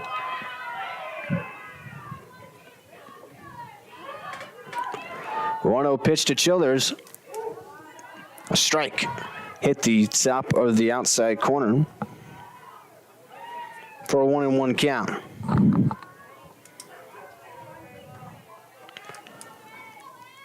Childers, sporting number 6, taps this one towards third base. That's a fair ball. Kamen fires over to first, and it's high over the head of Wolf. 1 run scores. That's Roper, and Childers ends up at second base on the air from the third baseman, Kamen.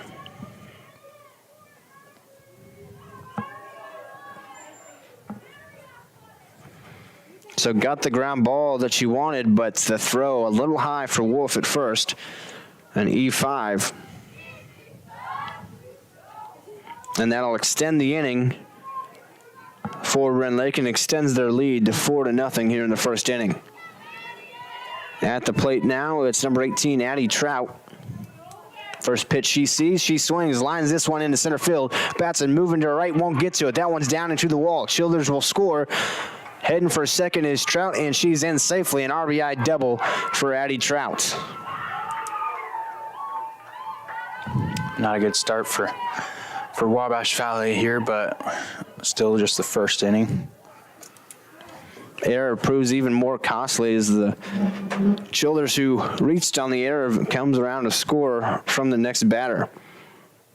Heichelbeck calls timeout to the mound to try to calm down her freshman pitcher, Ava Schmidt. Rend Lake now up 5-0 here. 2 outs in the top of the first. Coming up to the bat for Rend Lake, it is Haley Friedrich. Right-handed hitter. Slightly open stance. Has a runner at second base. First pitch she sees, that one's low. Ball 1. Trout at second base after that RBI double moments ago. Schmidt is trying to get it to the Wabash Valley bats that were hot in game 1. That pitch outside got Friedrich leaning, but she did not offer at it. 2 balls and no strikes.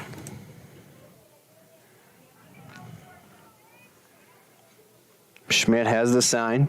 2-0 pitch. That's in there for a strike on the outside half.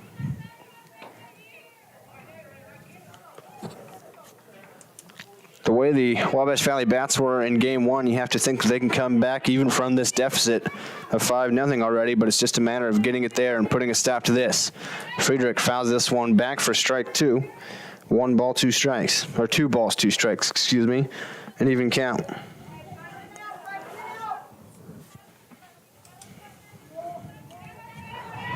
Even 2-2 count with 1 runner on at second, 5 across in the inning, 2 outs. Top of the first, Schmidt, the 2-2 pitch. Swing and a miss. She gets out of the inning. Rend Lake rallies for 5 in the top of the first. Wabash Valley with a chance to respond when we come back. You already know that the First National Bank is your real community bank, but have you met our people? It's the people inside that make us a community bank. We live here, we work here, we're your neighbors and your friends. When you bank with us, your money is reinvested in your community. At the First National Bank, our customers are more than an account number. People are the reason for this community. We're your hometown bank, serving the area since 1906. We are the First National Bank, where our people make the difference. Come see us today. Equal Housing Lender, member FDIC. Steve Faulkner Automotive in Mount Carmel, Illinois has an outstanding service department. With free pickup and delivery, we'll make sure your vehicle runs perfectly at an affordable price. Come see us today or view our service specials at stevefaulknerautomotive.com. News Channel 15, winner of the Intercollegiate Broadcasting System Award for the nation's best community college TV station.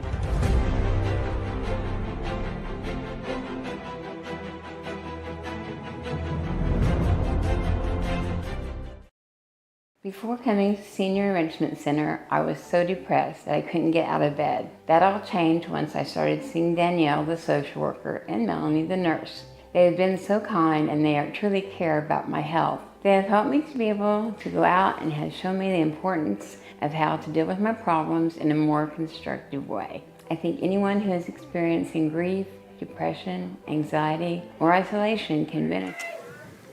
Zach Reynolds, Blake Pierce still here with you. Bottom of the first now for Wabash Valley's turn to hit after giving up 5 runs in the top of the first.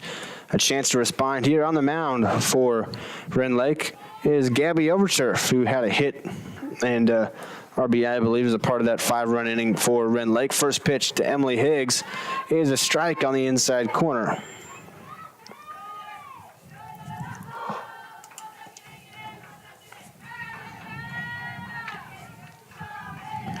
Overturf looks in with an 0-1 count to her catcher, Addie Trout. 0-1 pitch, way up and away. 1-1. Wabash Valley scored 10 runs in game number 1, and they're going to need some more offense in this one as they're already down 5-0. We'll see if they can get it going like they did in the first game. 1-1 pitch to Higgs. That one a strike right over the plate. 1 ball, 2 strikes.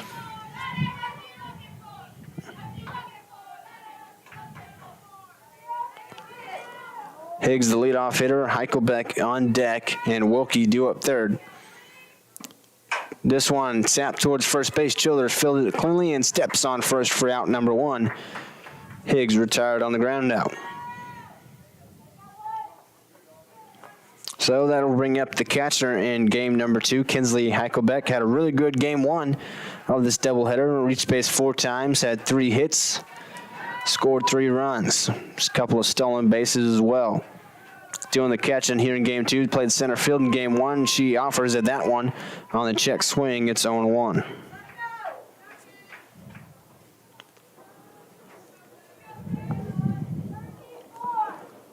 Overturf looks to the armband, has her sign.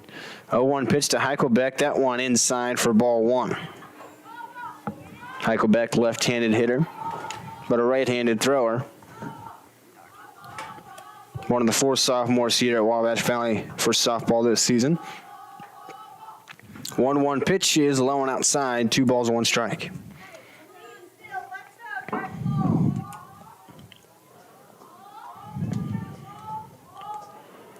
Overturf looks in, a right-handed pitcher. Righty versus lefty. 2-1 pitch, swing and a miss. Big hack from Heichelbeck that time. Couldn't make the contact. It's 2 balls, 2 strikes. An even count.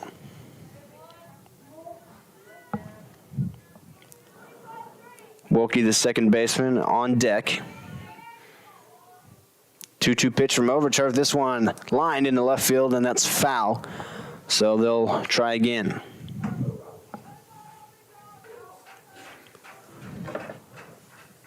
Here at Paul Schnarre Field on a sunny day, still kind of chilly out.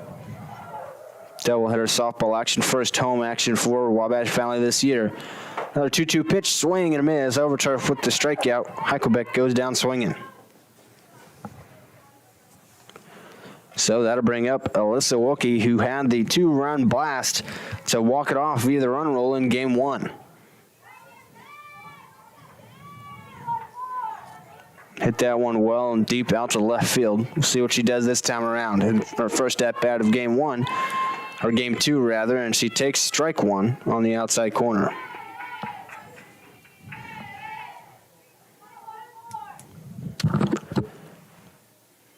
Oh, 1 pitch coming from Overturf. That one up and in.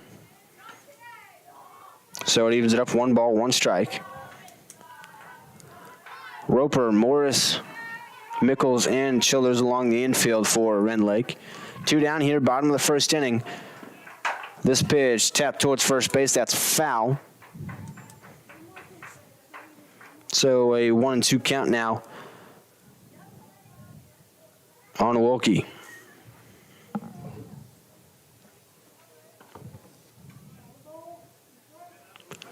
Overturf trying for a 1-2-3 inning and get it back to the hot Rend Lake bats.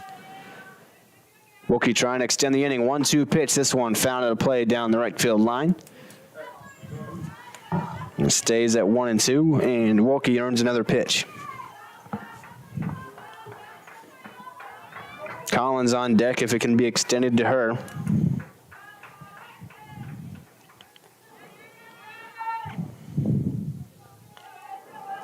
One-two once more. Swing and a miss. Drop third strike. No, she got a piece of it.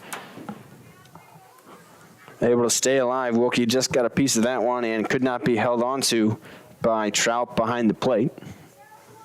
So Wilkie's still battling here, staying alive. Another 1-2 pitch. Chase that one outside down the first base line. It rolls and stays foul. They'll do it again. Wilkie driving up the pitch count at the very least here in the first inning.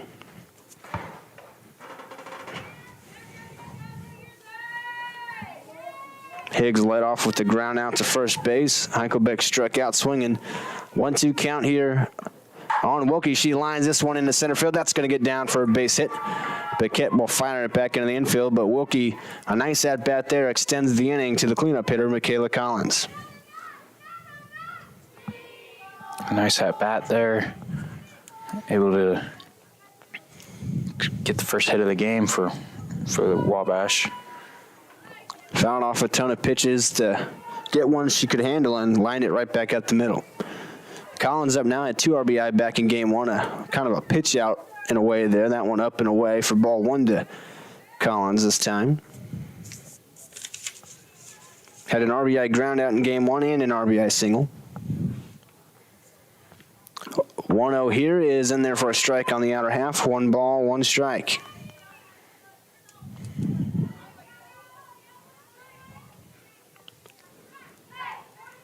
Over turf. Looks in, has her sign. 1-1 pitch. That one, a strike on the outside corner. Collins didn't like that call. Just puts her head down. And nonetheless, it's a 1 ball, 2 strike count. 2 down here, bottom of the first inning. Trying for a 2-out rally. 1-2 pitch. Up and away, 2-2. Overturf trying to put Collins away. Collins trying to create a rally. Rend Lake had a rally in the top of the first. They scored 5 runs. That's where we're at. 5-0 lead for Rend Lake with 2 outs here in the bottom of the first. Wilkie leads off first. 2-2 pitch outside. Run it full. 3 balls, 2 strikes. Runner will be off with the pitch. So good chance to score if Collins can get something in the gap. Schmidt has the sign. 3-2. Payoff pitch to Collins. This one popped towards second base on the ground and fielded cleanly, and flipping on to first is Mickles for out number 3. So nothing going for the Lady Warriors there, even with the 1 hit. They're still down 5-0. Back to Rend Lake's hitters after this. One of the things we want all of our customers to make sure of is that if you do install a generator, make sure that you have a properly functioning transfer switch. And a transfer switch will make sure that the generator is disconnected from utility service, and that protects your equipment and also protects all of our crews working on the line. If a generator is not hooked up correctly, it can send power back through that transformer, and then it can be high voltage in a dangerous situation.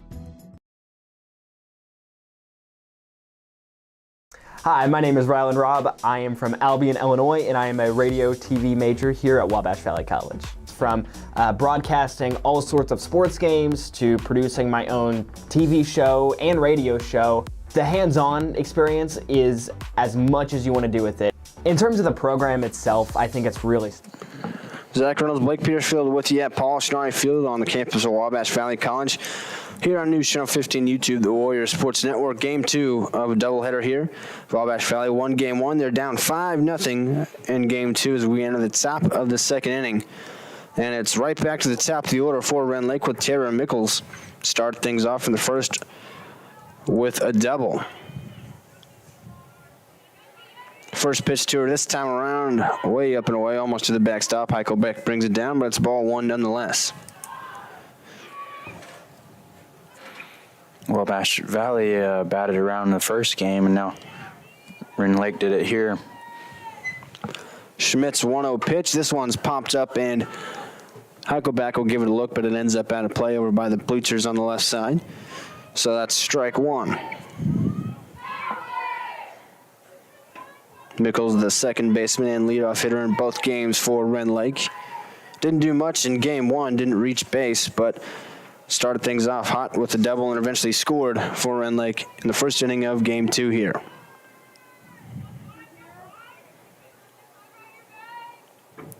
This pitch is a little low. 2 balls, 1 strike on the Rend Lake leadoff hitter.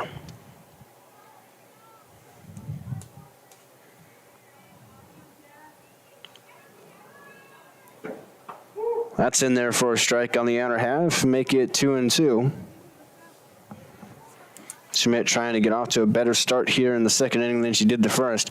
If she can settle down, we know Wabash Valley's offense can be potent as it was in the game one. Just need to settle it down right now. 2-2 pitch from Schmidt. This one tapped back up the middle off the back of Schmidt to the second baseman, Wilkie. No play at first and an unlucky bounce that time for Schmidt, who's been hit by a comebacker twice now. Happened early on in the first inning. Off her leg, that time off of her back, and Mickles on base with an infield single. So that will bring up now Lanny Morris, the shortstop. Schmidt gets her sign from the bench. This one, a bunt popped up behind home plate, diving for it as Heichelbeck. She can't bring it in, so it'll just be strike one on the fouled bunt. Nice effort, though, on the dive. Tried to get back to it in time. Really hard to get up out of the catcher squat and get back to something like that. But props for the effort, obviously. Love to see the hustle. 0-1 on Lanny Morris with a runner at first. That's Mickles. Not bunting this time. She just swings and misses at the high fastball, 0-2.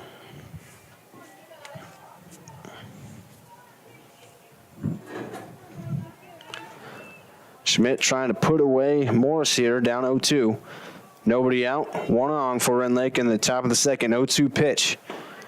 Outside, still a chance. Throw down. It hits Mickles, and it's into the outfield all the way to the wall. Mickles at third. Now coming around, and she will score. Makes it 6-0 to Rend Lake in a very unconventional way. Tried to steal. Heichelbeck threw down. It looked like it bounced off the back of the helmet of Mickles and rolled all the way to the left field wall. And she scored easily.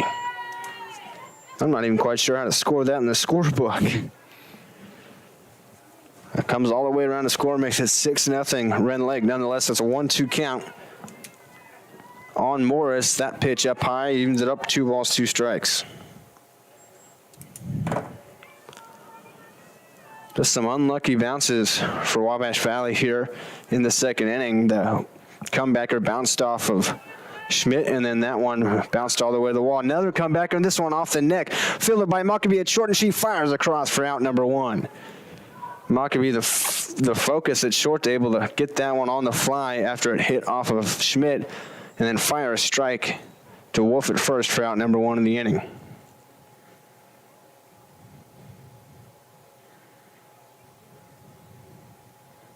So that'll officially go down as a 1-6-3 out.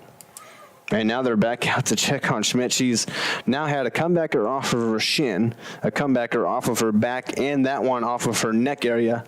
And it looks like that will do it for Ava Schmidt. Coming into pitch now, it will be Natalie Brockett. So she'll take some more tosses, and we will take a break.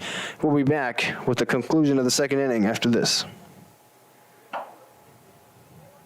Hi, my name is Rylan Robb. I am from Albion, Illinois, and I am a radio TV major here at Wabash Valley College. From broadcasting all sorts of sports games to producing my own TV show and radio show, the hands-on experience is as much as you want to do with it. In terms of the program itself, I think it's really special. It's really like almost a little family in a way, and it's really been really nice being able to experience the things I have with people that genuinely appreciate it with me. I'm Mason Gross. I am a marketing business management major at Wabash Valley College. You'll learn a lot about the business industry as a whole, and that really helps you to explore your options as far as to what's out there. So I'm doing my internship at Summer Real Estate in Salem, Illinois. Right now I'm working on Natalie Brockett on the pitch now for Wabash Valley as Schmidt. His day is done after catching a few comebackers. She will finish at 1 1/3 innings and 6 runs given up. Not all of them earned. There was an error there in the first inning that extended things. Brockett on the mound. First pitch in there to Overturf. Pitcher versus pitcher here, and that one in for strike one. Overturf, the pitcher, had a single and an RBI back in the first inning. Eventually came around to score herself as well. Open stance, very open. The 0-1 pitch is foul tipped back to the net. Quickly 0-2. Natalie Brockett, a 5'9" freshman. Does some pitching and also plays some first base as well for Wabash Valley. Sporting number 2, I'm a right-hander. Working against the right-handed thrower and hitter, Gabby Overturf. 0-2 count on her with one down here. Top of the second inning. 0-2 pitch, outside, 1 ball, 2 strikes.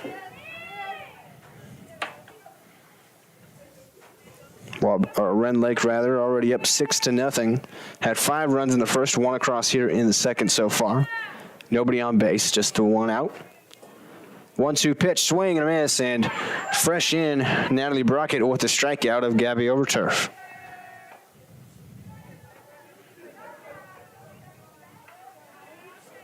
So that'll bring up now Hallie Roper, who's got an RBI double in each game. Had one back in the first inning of game 1, which ended up being Rend Lake's only run that game. And she had an RBI double back in the first inning of game 2 here. Gonna have time from the home plate umpire. Checking out something with Roper's shoe or cleats. Maybe something in the batter's box. And now they seem to have it settled. So Roper will step in for her second at-bat in as many innings. 2 down here, top of the second inning. Brockett to face her second batter here. Had a strikeout just seconds ago. And fires a strike on the outside corner for an 0-1 count against Roper.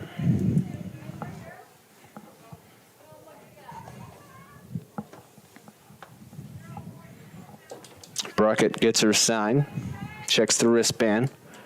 0-1 pitch. This one popped up into shallow right field.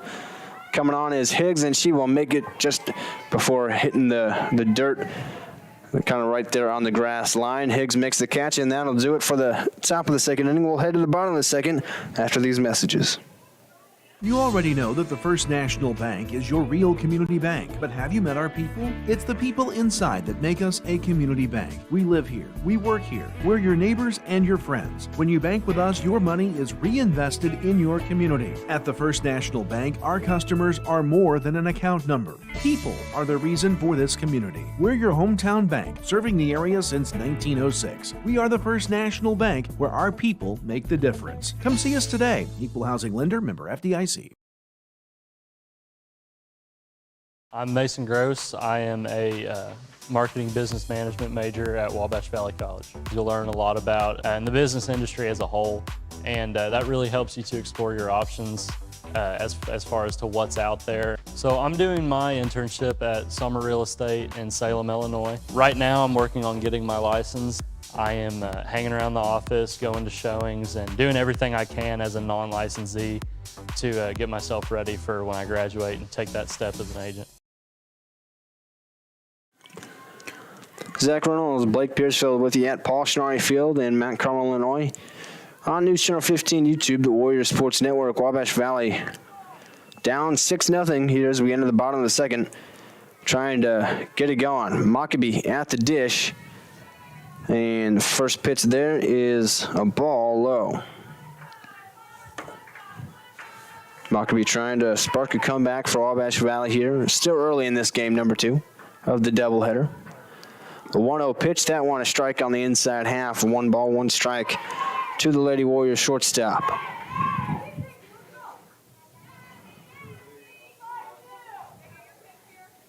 Overturf still on the mound for Rend Lake. The 1-1 pitch, this one fouled. That'll play on the right side, 1-2.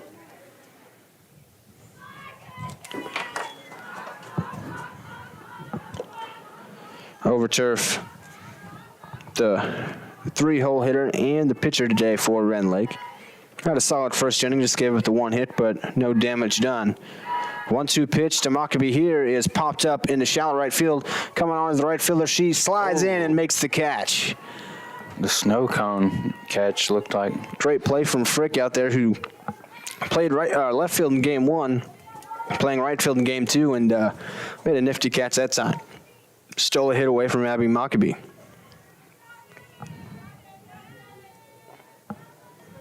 So that's out number 1 of the second inning. Now stepping up, it's Demi Wolf, the left-handed hitter and thrower, playing first base in both games today. She takes a strike 1 there.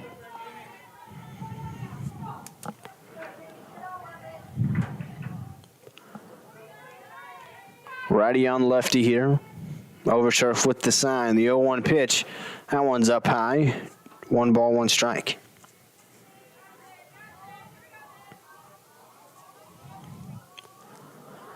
Wolf does a lot of pitching for Wabash Valley, but playing first base today in both games.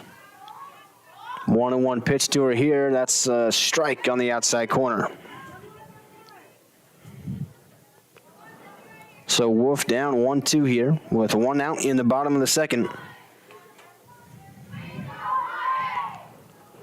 Overturf, effective so far on the mound. 1-2 pitch to Wolf, outside 2-2.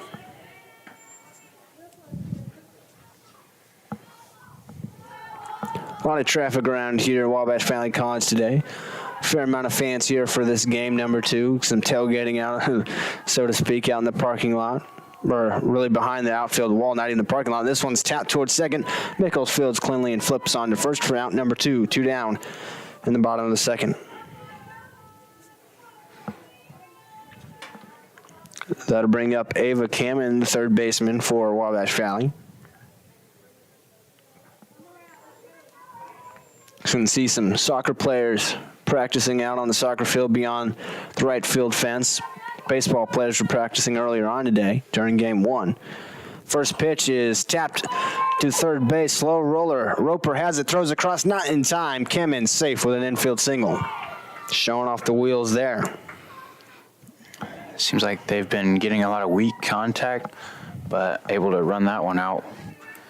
Center fielder Malin Batson at the dish now.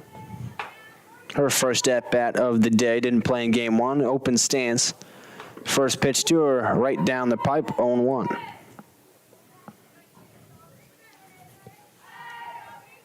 Couple of hits now for Wabash Valley. They had at least 1 in each inning, but nothing beyond that so far. Both of them came with 2 outs.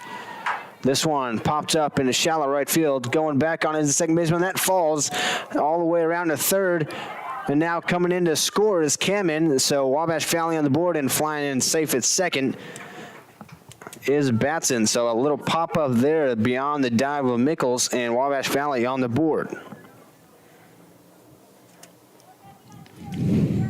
Sometimes a little bloop like that is exactly what you need to get going. A bloop double and an RBI. First pitch by Banks is tapped to third base. Roper playing in, throws across to first and gets Banks by a step. So that'll do it for the second inning, but Wabash Valley able to tack on a 1. They're down 6-1 as we head to the third.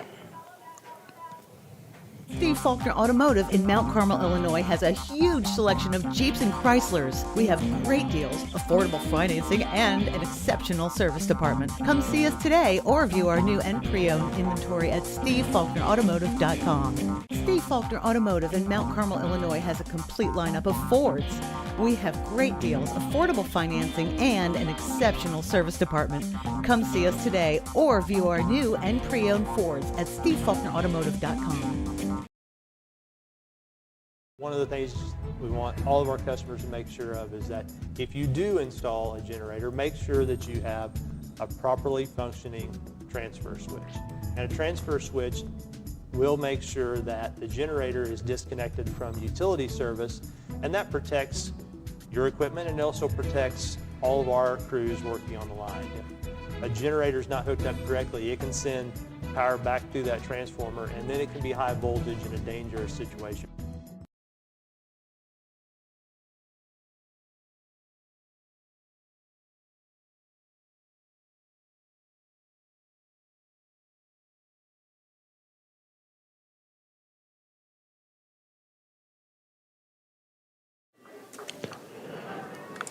Back here at Paul Schnarre Field, Mount Carmel, Wabash Valley College campus, Paquette up to the dish for Rend Lake.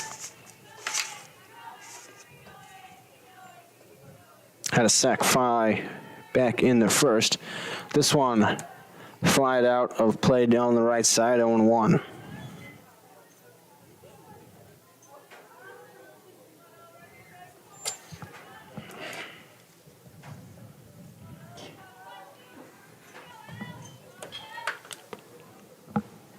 One pitch, and that a floater way up high. 1 ball, 1 strike. Paquette, the center fielder for Rend Lake in both games today. Brockett's still in the mound for Rend Lake in relief, or for Wabash Valley rather, in relief of Ava Schmidt. That pitch in there for a strike, 1 ball, 2 strikes.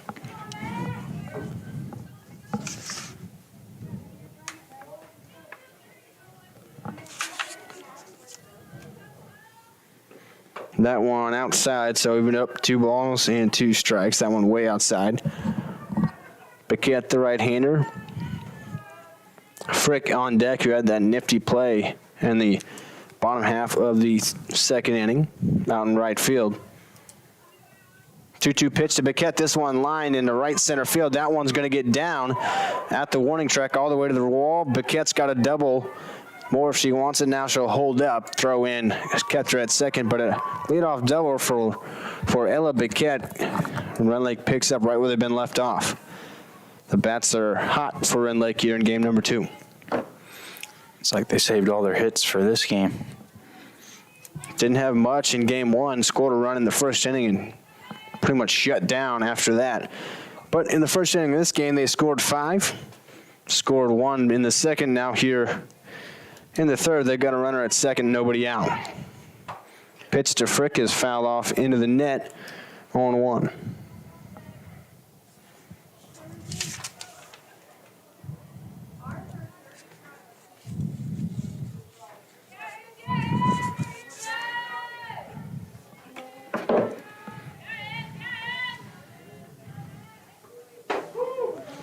That pitch in there for a strike from Brockett. So quickly 0-2 on Isabel Frick, the right fielder. Paquette at second after her leadoff double. Natalie Brockett on the mound in relief of Schmidt. This pitch, swing and a miss, breaking ball, a slow one, but Frick couldn't lay off of it. Nasty pitch there, gets the strikeout.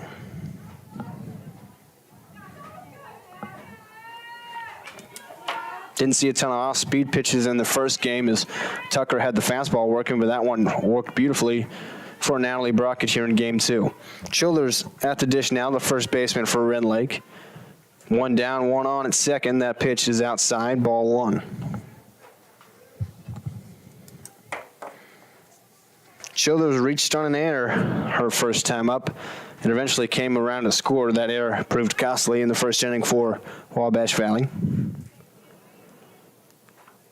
Swings and misses at this one. It's 1 ball, 1 strike, all evened up. Nice little crowd we got on hand here, Blake, for game 2. Both sides have some people around. Rend Lake only around an hour, 15 minutes or so from Wabash Valley, so some fans made the trip to see their Rend Lake team. Scoring a bunt is Childers. That one is a foul ball. Just barely rolled foul. Would have been an easy hit for Childers if it didn't roll foul. Instead, she'll go back to the plate with a 1-2 count. Like the idea there, caught Wabash Valley off guard. Now the corner's playing more in for Wabash Valley. Wolf at first and Cameron at second, or third rather. 1-2 count. Natalie Brockett with the sign. 1-2 pitch, a floater hit towards short. Mockabee fields it at short, fires across to first, and got her by a step. Nice. No, now they say safe. The umpire made the initial call, seeming like he called him out, but instead, safe at first with an infield hit. I think she was out at first and safe at second, I think was what he was calling. Well, okay. Well, no reason to confuse me there, but he did. Yeah. So out at first is the official call, and they didn't even try to advance a second. I don't know why he had to put up the safe sign for that. This one popped up towards second base. Wilkie camps underneath it, calls for it, and makes the catch. And that'll do it for the inning. After the leadoff double, Brockett able to pitch around it. Back to the Warrior Bats, trying to get back in it, down 6-1 when we come back. Steve Faulkner Automotive in Mount Carmel, Illinois has an outstanding service department. With free pickup and delivery, we'll make sure your vehicle runs perfectly at an affordable price. Come see us today or view our service specials at stevefaulknerautomotive.com. News Channel 15, winner of the Intercollegiate Broadcasting System Award for the nation's best community college TV station.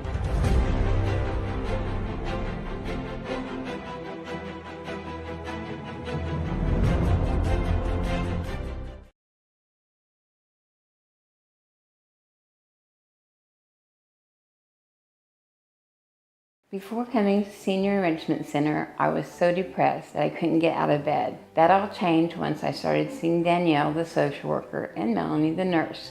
They have been so kind and they truly care about my health. They have helped me to be able to go out and have shown me the importance of how to deal with my problems in a more constructive way. I think anyone who is experiencing grief, depression, anxiety, or isolation can benefit from this program. The Senior Enrichment Center has changed my life. Top of the order, do it for Wabash Valley as we enter the bottom of the third. Down 6-1, trying to make a rally and get back into this one. Leadoff hitter Emily Higgs at the dish, takes ball one outside. Higgs grounded out to first, her first time up in this game. Led off both games for Wabash Valley. The 1-0 pitch, swing and a miss, chased one outside. Evens it up at 1-1.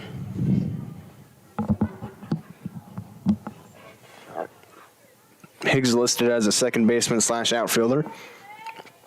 Has played right field for both games today. Swings, lines this one hard to second base, but snagged by Mickles a couple times today, once and now in each game that Higgs has hit one right on the screws, but unluckily right at somebody. Out number one of the third, or the bottom of the third. So that'll bring up Kinsley Heichelbeck, who struck out in the first inning. Catching here in game two, a left-handed hitter working against the right-hander, Gabby Overturf. That pitch low and outside, 1 ball, no strikes.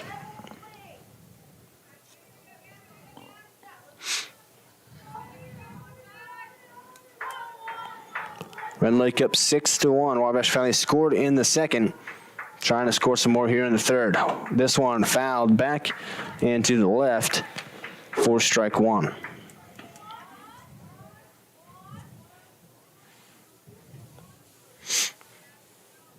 Heichelbeck, usually the center fielder, played there in game one, but catching here in game two. 1-1 pitch to the left-hander is low, 2 balls, 1 strike. Heichelbeck, a sophomore here for Wabash Valley, just 1 of 4. Played a lot as a center fielder and leadoff hitter last year. 2-1 pitch. This one's flown into left field, and that's out of play over towards the parking lot. 2 balls, 2 strikes, and even count now.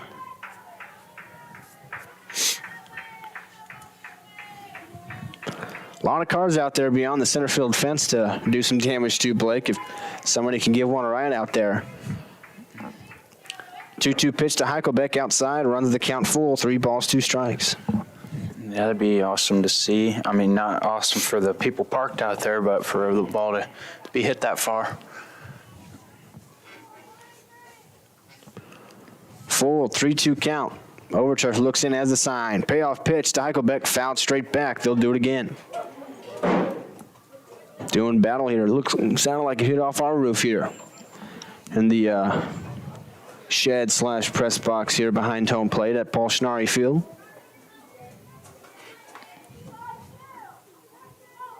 So another 3-2 pitch coming here from Overturf. To the left-hander, Heichelbeck. This one fouled out of play on the left side out towards the parking lot. They'll continue to do battle. A really good at-bat like this one here. It could be a spark for Wabash Valley, trying to wear down Overturf, who's been really good so far.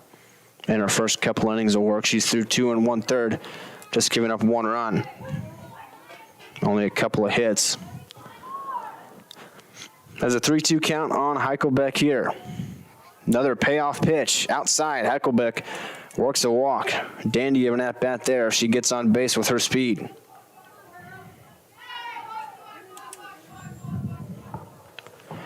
So that'll bring up Alyssa Wilkie, the second baseman, who is 1 for 1 today, or in this game. She also had a couple of walks in game 1 and that 2-run walk-off run rule home run in game 1. And she had a single back in the first inning here of game 2. First pitch this time around is a strike on the outside half.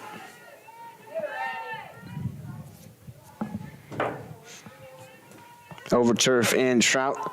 The battery for Rend Lake. Overturf looking into Trout and gets her sign. Checks the wristband for the corresponding pitch. Now fires the pitch home. That one a little low. Moves it to 1-1.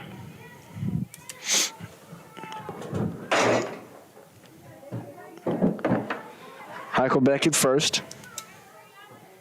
Wilkie at the play, 1-1 pitch to her. That one's inside. 2 balls, 1 strike. Hitters count.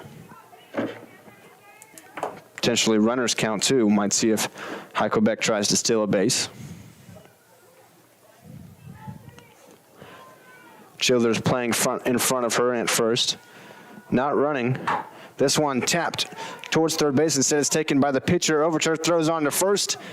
And safe, an infield hit for Alyssa Wilkie. Umpire right there in position. Childers not a fan of the call at first base, but an infield hit for Wilkie and a bit of a rally possibly starting to build for Wabash Valley. Rend Lake's coach going to go have a word with the field umpire. Didn't appreciate that call. Did she come off the bag maybe on the catch, it looked like? Or was it a tie? Go to the runner. Either way, Rend Lake's coach not happy. The umpire not likely to change his call.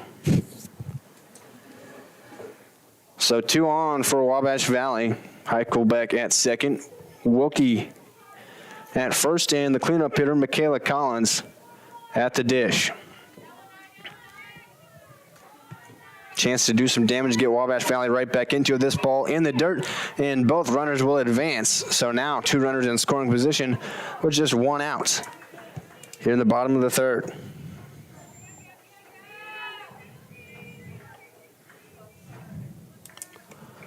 Big opportunity for Collins and the Lady Warriors here. 1-0 pitch. This one lined in right field for a base hit. Heichelbeck will score easily. Rounding third is Wilkie. Throw to the plate, a little off left, and 2-run score on the RBI hit from Michaela Collins. And just like that, Wabash Valley within striking distance. Now 6-3, and still a rally potentially going on here.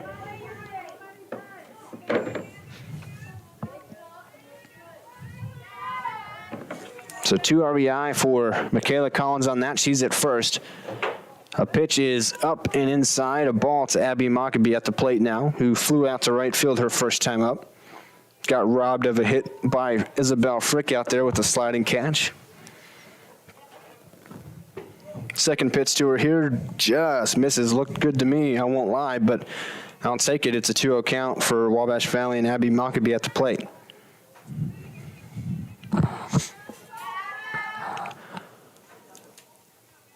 Overturf, the 2-0 pitch to Mockabee. This one up and away, 3 balls and no strikes. Overturf just stares back intensely. Didn't like that call. Good hitters count for Mockabee here. The sophomore shortstop. 3-0. Blake, you give her the green light? I think so. 3-0 pitch. She takes it, and it's a ball outside. Works a 4-pitch walk, and the rally continues. 2 on the bases for Wabash Valley, just 1 down, and the left-handed hitting Demi Wolf coming to the plate. Yeah, the tying run, too. A 3-run blast could tie it up with Wolf at the dish. She's got some pop from the left side. Overturf, the right-handed pitcher, fires in the first pitch. That's up and in. And on the hands of Wolf, 1-0. 5 straight balls thrown from Gabby Overturf. Yeah, now I'd say take the first strike after 5 straight balls here. Got to be very selective. Maybe pick one pitch in one spot. Swing is Wolf. She slaps that one into the parking lot on a line drive over the Wabash Valley bench. And dugout, it's a 1-1 count now. Apparently had the green light there. Hit that one pretty hard, but was kind of late on it. 1-1 pitch to Wolf. Fouls that one straight back. Good cut. It's now 1-2. Wolf aggressive at the plate, obviously trying to do some damage.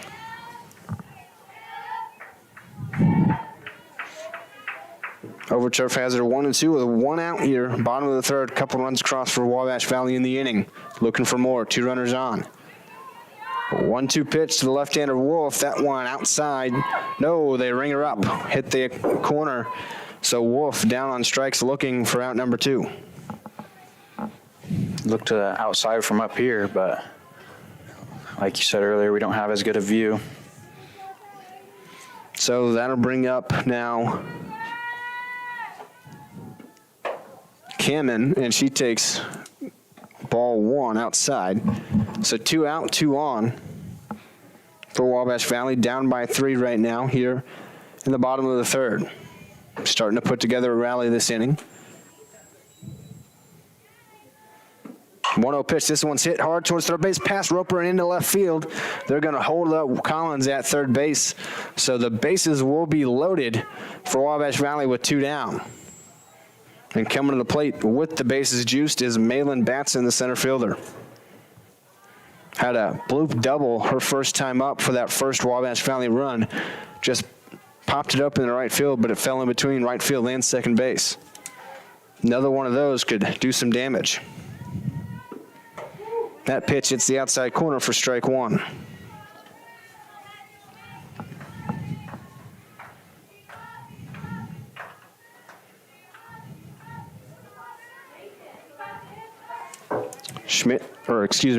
Overturf has her sign. The 0-1, this one's tapped towards short. Morris fields it, throws across the diamond, the stretch from Childers, and the outs. So Wabash Valley can't cash in on the bases loaded opportunity, but they do score 2 runs in the inning and cut back the lead a little bit. It's 6-3. We'll be back with the top of the 4th after this. One of the things we want all of our customers to make sure of is that if you do install a generator, make sure that you have a properly functioning transfer switch. And a transfer switch will make sure that the generator is disconnected from utility service, and that protects your equipment and also protects all of our crews working on the line. If a generator is not hooked up correctly, it can send power back through that transformer, and then it can be high voltage in a dangerous situation. Hi, my name is Ryland Robb. I am from Albion, Illinois, and I am a radio TV major here at Wabash Valley College. From broadcasting all sorts of sports games to producing my own TV show and radio show, the hands-on experience is as much as you want to do with it. In terms of the program itself, I think it's really special. It's really like almost a little family in a way, and it's really been really nice being able to experience the things I have with people that genuinely appreciate it with me.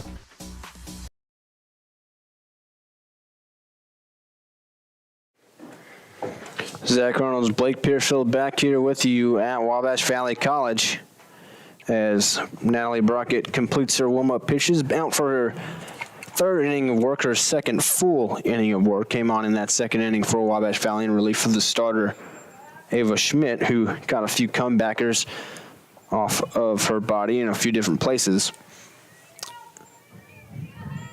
Rend Lake up 6-3 after scoring 5 in the first, 1 in the second. They've been held to nothing in the third. Here, top of the 4th, gets started with a strike against Haley Friedrich, the left fielder.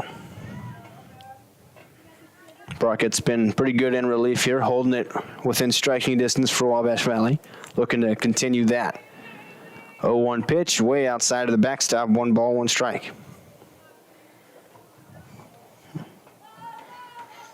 In the top of the 4th of Game 2 of the doubleheader. You weren't with us earlier on. Wabash Valley won Game 1 of the doubleheader, 10-1 in a run rule victory. Alexis Tucker, the freshman starter in that game, had 11 strikeouts. This one fouled straight back, make it 1-2. Blake Piercefield, my partner here, picked Alexis Tucker as the player of the game in that one. Would you agree with that? I would. 11 strikeouts, dominant performance, just the one run and a couple of hits. The offense obviously balled out too, but couldn't have happened without Tucker holding Rend Lake to just the one run. That pitch misses low, so it's evened up, 2 balls, 2 strikes.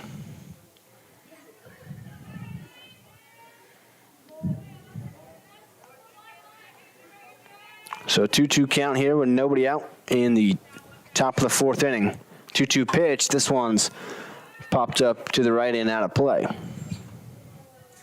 Top of the order due up next for Rend Lake with Tara Mickles on deck. She's 2 for 2 today in this game too. Still 2-2 on the left fielder Friedrich here. Brockett with the sign. 2-2 pitch. This one's popped up into center field. Coming on is Batson, and she lays out for the catch. What a play from Malin Batson out in the center field to take a hit away. Another great catch. There's been a few so far today. So back to the top of the order now with the second baseman, Tara Mickles for Rend Lake. Right-handed hitter, waggling the bat with the open stance, 2 for 2 in game 2. First pitch here, a strike on the outside half.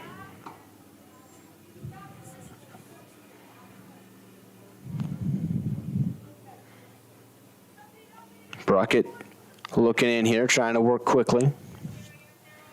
Infield on the corners, playing in. A floating breaking ball just outside, so 1 ball, 1 strike. Breaking ball's been good for Brockett since she came in. Got a couple of strikeouts on that pitch. That one just a little outside, and Mickles laid off.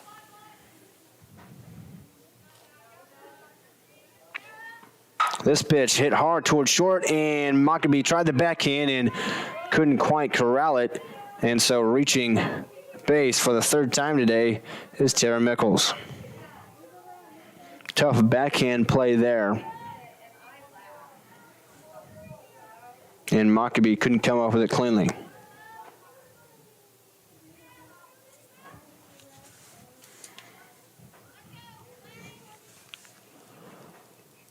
Brockett fires home to Laney Morris, the shortstop, and gets strike 1 there.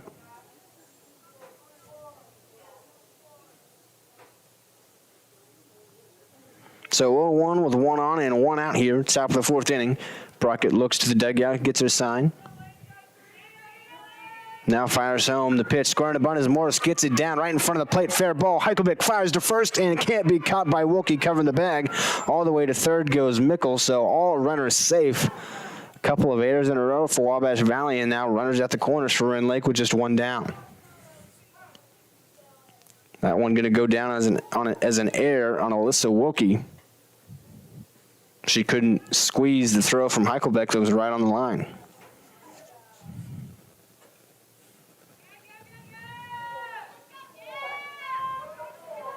So now with runners at the corners, the 3-hole hitter and pitcher for Rend Lake in game 2, Gabby Overturf at the plate. Has an RBI single and has also struck out in this one at the plate.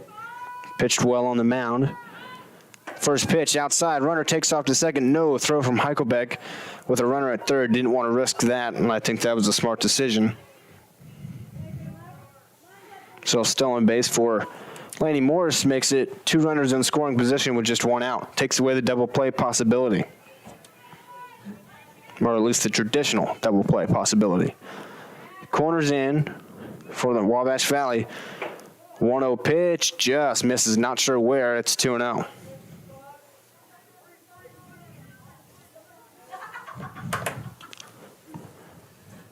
Overturf steps back in with that open stance, leaning forward. In a 6-3 game, 1 out here, top of the 4th, 2 on, in scoring position. Squeeze play, bunt down, perfect. The flip, no, not in time. Heading to second with nobody covering the bag is Gabby Overturf, and the suicide squeeze play works to perfection for Rend Lake, and they pick up their 7th run of the game. Flipped it to home about as fast as they could, but it was just a perfect bunt. Just died right out there in no man's land.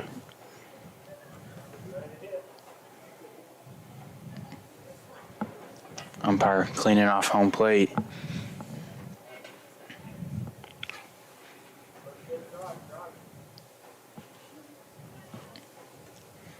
So still 2 runners in scoring position here for Rend Lake and just 1 out. A couple of errors and a perfectly placed bunt gave them a run and 2 more runners in scoring position. Brockett on the mound facing off against Hallie Roper here. He was flown out to right field and doubled in a run. Playing third base today for Rend Lake. First pitch, hits this one towards third. Cameron looks back the runner, fires across, and another error. That one skips away from Wolf at first base. 1 run scores. Here comes another. 2 across for Rend Lake. They now lead 9-3. Cameron's second error of the game. So got those runs right back that Wabash Valley scored in the last half inning. Roper fielded that one cleanly. It was hit hard right at her. She fielded it cleanly, looked back the runner initially at third, then tried to fire across the diamond. And it was a short throw, and it couldn't be picked out by Wolf. Ended up at the wall, and both runners scored.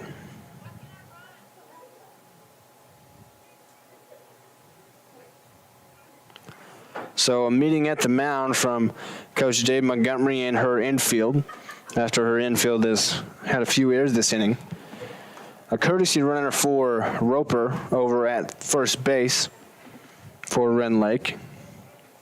She wasn't too thrilled about it. No, you could hear her say, "Why can't I run?" She wanted to run the bases. Instead, it is Patrice Lauer out there, who played right field in game 1 but didn't hit, and now a pinch runner, a courtesy runner at first base.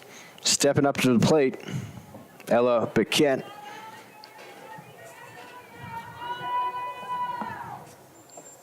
Had a sac fly back in the first inning. She goes first pitch swinging and fouls it off for strike 1 here. Had a sac fly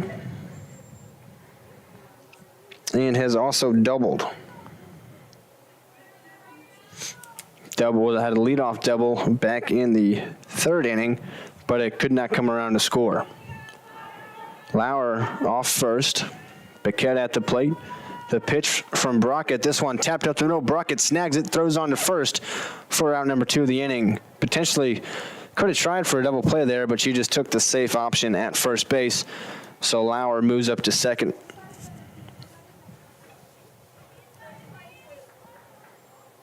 So a 1-3 put out for out number 2, and Isabel Frick up to the dish.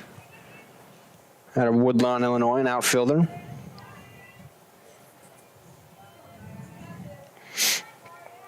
Has struck out and grounded out. First pitch here, she swings, lines it down the right field line. That's going to be foul. Just a little late on it. Strike 1. 9-3 Rend Lake here. Top of the 4th inning. Wabash Valley scored 2 in the bottom of the 3rd, and Rend Lake's got them right back. Still have a runner at second with 2 outs. This one floats in there. This one hitting the right field, and Higgs comes on and makes the catch. That'll do it for the inning. Rend Lake gets 2 back. It's 9-3 back to the Lady Warrior Bats of Wabash Valley on the other side. Hi, my name is Rylan Robb. I am from Albion, Illinois, and I am a radio TV major here at Wabash Valley College. From broadcasting all sorts of sports games to producing my own TV show and radio show, the hands-on experience is as much as you want to do with it. In terms of the program itself, I think it's really special. It's really like almost a little family in a way, and it's really been really nice being able to experience the things I have with people that genuinely appreciate it with me. I'm Mason Gross. I am a marketing business management major at Wabash Valley College. You'll learn a lot about in the business industry as a whole, and that really helps you to explore your options as far as to what's out there. So I'm doing my internship at Summer Real Estate in Salem, Illinois. Right now I'm working on getting my license. I am hanging around the office, going to showings, and doing everything I can as a non-licensee to get myself ready for when I graduate and take that step as an agent. Emma Banks set to lead out at the bottom of the fourth for Wabash Valley, down 6 once more, still trying to make a comeback. And Banks had a solo home run back in game 1 of this doubleheader. Hasn't had a hit yet here in game 2. This one fouled straight back. Good hack from Banks. Just her second at bat today. Grounded out her first time up to third base. Banks, left-handed hitting outfielder. Over turf on the mound still for Rend Lake. She's been cruising. This one hit towards third base again, fielded by Roper. Throw it on across the diamond and got Banks just in time. Banks a speedy runner, but Roper the strong arm. And Banks out on a 5-3 putout for the second time in this game. So back to the top with Emily Higgs now, who has grounded out to first base and lined out to second on an absolute screamer, but it was snagged by Mickles over there at second. First pitch here, up high, ball 1. One out here, bottom of the fourth inning.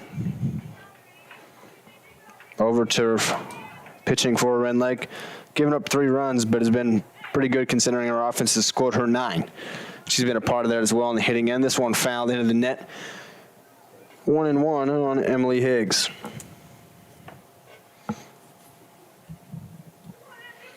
Higgs, the right fielder today.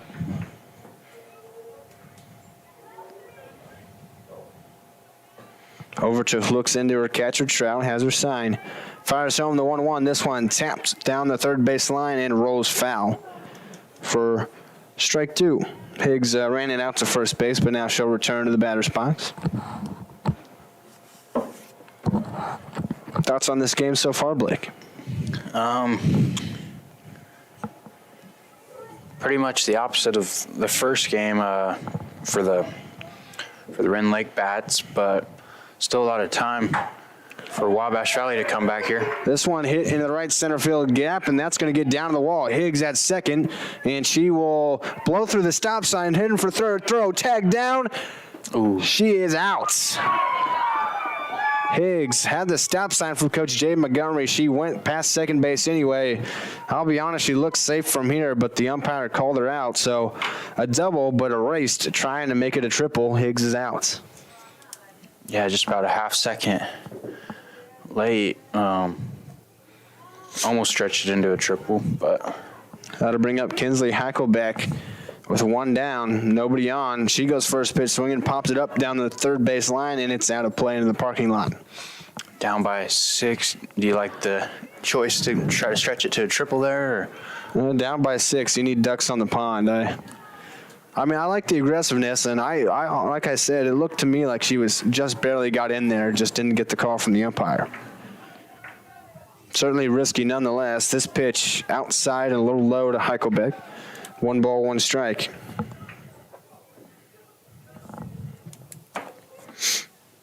Hacklebeck walked her second time up, which was her last time up, and she eventually came around to score. 1-1 pitch to her, the left-hander is up high and away. 2 balls, 1 strike. Another hitter's count for her.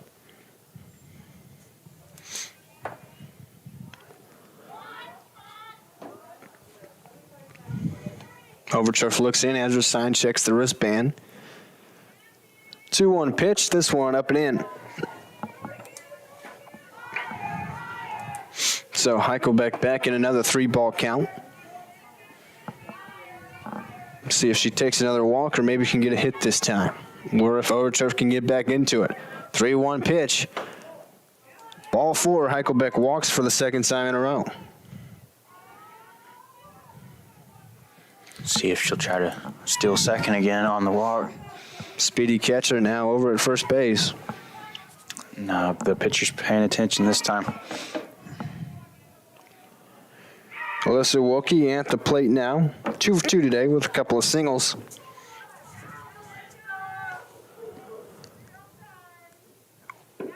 First pitch is a strike on the outer half, 0-1. Wilkie's had a really good day between the two games. She's had 2 walks, 3 hits, including a home run, a couple of RBI. The walk-off home run, too. Really good day at the plate for her, trying to continue that. She swings this one, pops it up towards first base, and Childers with the catch, and that'll do it. Wabash Valley gets nothing across after the 2-out walk. Rend Lake still leads 9-3. We head to the 5th. You already know that the First National Bank is your real community bank, but have you met our people? It's the people inside that make us a community bank. We live here, we work here, we're your neighbors and your friends. When you bank with us, your money is reinvested in your community. At the First National Bank, our customers are more than an account number. People are the reason for this community. We're your hometown bank, serving the area since 1906. We are the First National Bank, where our people make the difference. Come see us today. Equal housing lender, member FDIC. Steve Faulkner Automotive in Mount Carmel, Illinois has an outstanding service department. With free pickup and delivery, we'll make sure your vehicle runs perfectly at an affordable price. Come see us today or view our service specials at stevefaulknerautomotive.com. News Channel 15, winner of the Intercollegiate Broadcasting System Award for the nation's best community college TV station.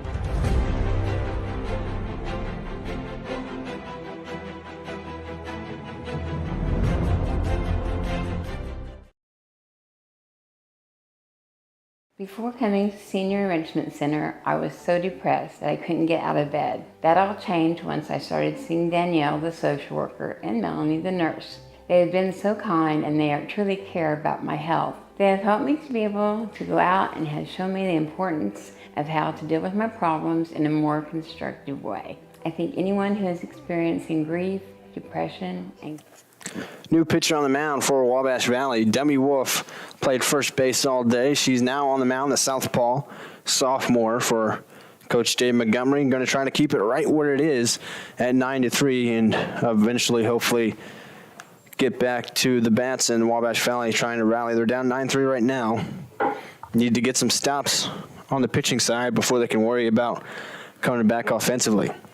So Wolf on the mound, and in to play first base is another sophomore, Emma Robinson. So all 4 sophomores now in the field for Wabash Valley, only 4 this season. Mockabee at short, Robinson at first,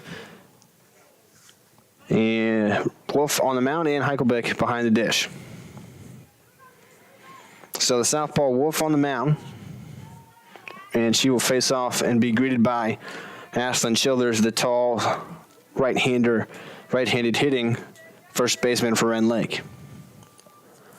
Umpires making the changes official on their scorecards.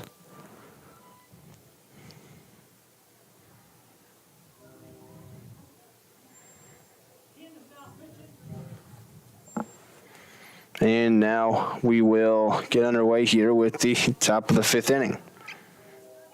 Rend Lake up 9-3, trying to extend that. Wabash Valley trying to keep him right where it is. The left-hander Wolf looking for a sign. Has it and checks her wristband. Fires her first pitch to Childers, and Childers' first pitch swinging. Swings and misses, 0-1.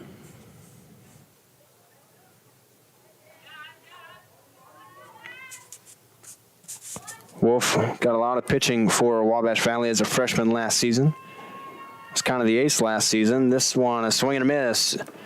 Maybe a foul tip. Either way, it's 0-2 on Ashlyn Childers. So Wolf being aggressive here early, getting a couple of chases, swings, whiffs, if you will.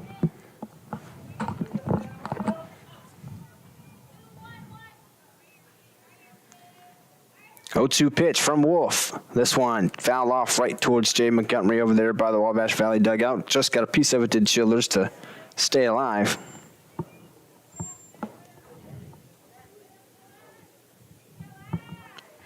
Still an 0-2 count. Wolf trying to put away Rend Lake's first baseman, Ashlyn Childers. 0-2 pitch again. Low and in the dirt. 1 ball, 2 strikes.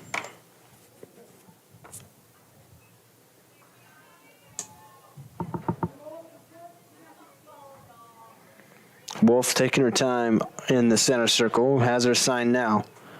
1-2 pitch to Childers. This one hit towards shortstop. Mockabee in, fields it cleanly, fires across the stretch by Robinson, and out number 1 of the inning.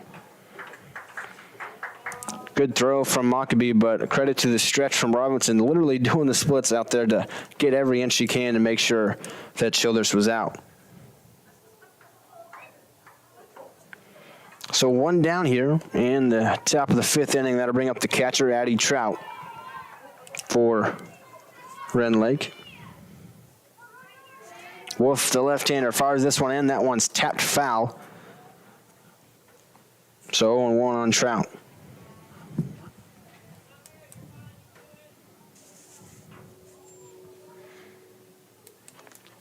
One down here, Rend Lake up 9-3, top of the 5th inning. Wolf, the southpaw, looks to Coach Jay Montgomery, has her sign, checks the wristband. 0-1 pitch, that one low in the dirt, 1-1.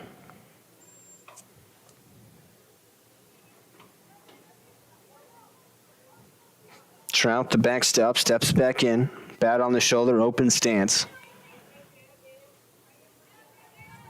1-1 pitch, swing and miss, 1-2. Nice pitch there from Wolf.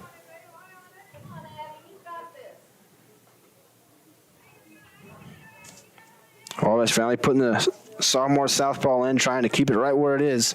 And Demi Wolf pitched a lot for him last season. And there now, 1-2 pitch. This one tapped towards third.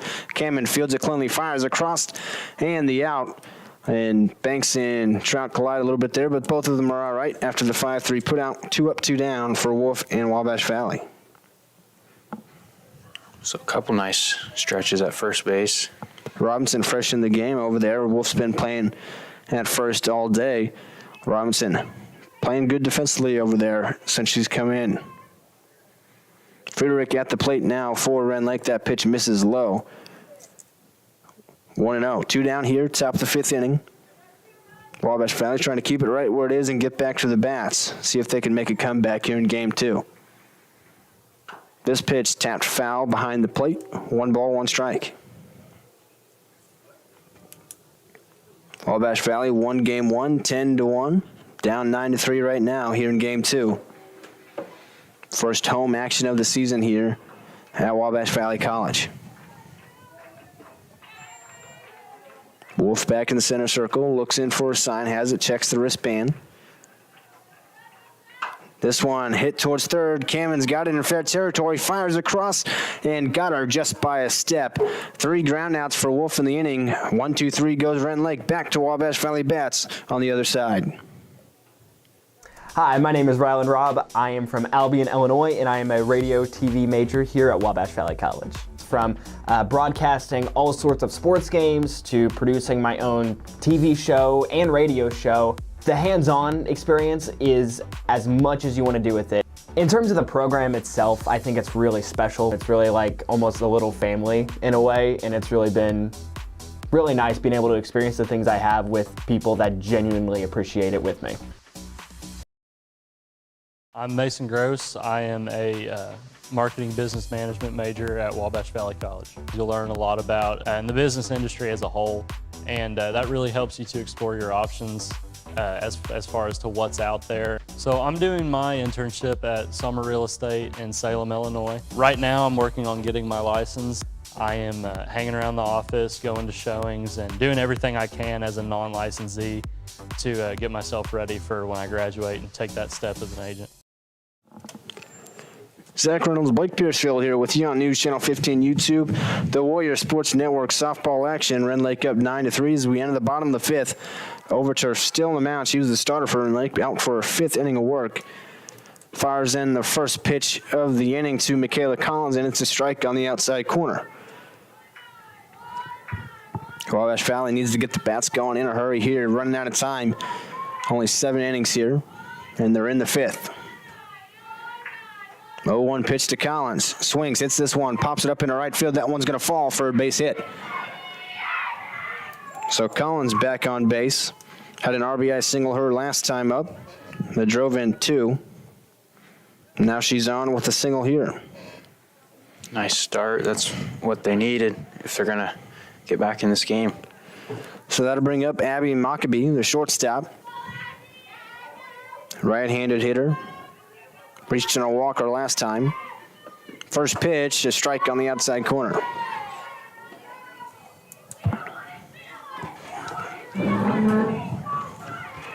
Leadoff single moments ago from Michaela Collins. Now Mockabee at the plate trying to put a rally together. Overturf the right-hander, fires home. This pitch, that one's low and inside, evens it up 1 ball, 1 strike.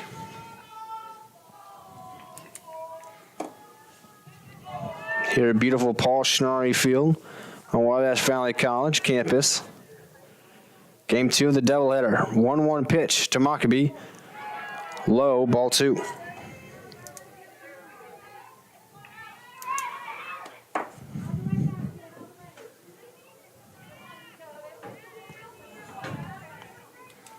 Overturf looks to a wristband for the pitch call. 2-1 pitch to shortstop Mockabee. This one's hit back up the middle. Back-to-back hits for Wabash Valley to start the bottom of the 5th inning, and officially they've got a rally started. Let's see if they can get some run across.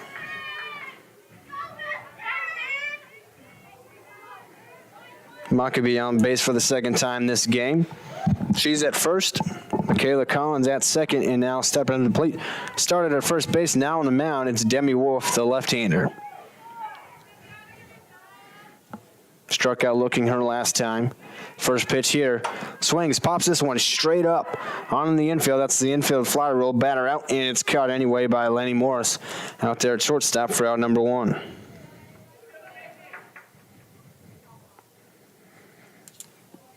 So Wolf went first pitch swinging and popped it up, so that'll bring up the third baseman, Ava Kamen, who made a couple errors in this game. Would like to make up for that at the plate. She had an RBI double earlier on. That one in there for a strike on the inner half. Excuse me, she didn't have an RBI double, but she's 2 for 2 in this game. She's got 2 singles. Trying to bring a run across. There's 2 on for Wabash Valley here, down 9-3. Trying to get a rally. This pitch turned on, but fouled down the third base line, 0-2.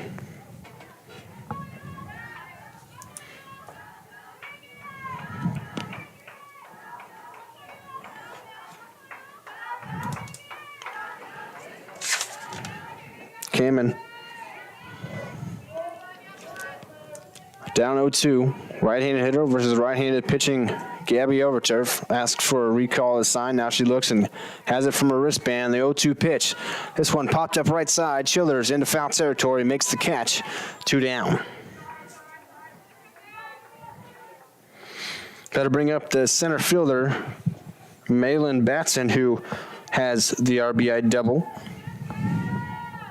I was back in the 2nd inning. She also grounded out to shortstop. 2 down, 2 on. First pitch to Batson. This one's hit in right field. Coming in is Frick. That one's going to get down for a base hit. Around third is Collins. Throw in to the plate. Diving tag, and out at the plate is Collins. The throw from Frick in right field and the diving tag from Trout guns down Collins at the plate. And that'll do it for the 5th inning. Wabash Valley had a rally, could not score. We're going to the top of the 6th after this. You already know that the First National Bank is your real community bank, but have you met our people? It's the people inside that make us a community bank. We live here, we work here, we're your neighbors and your friends. When you bank with us, your money is reinvested in your community. At the First National Bank, our customers are more than an account number. People are the reason for this community. We're your hometown bank, serving the area since 1906. We are the First National Bank, where our people make the difference. Come see us today. Equal housing lender, member FDIC.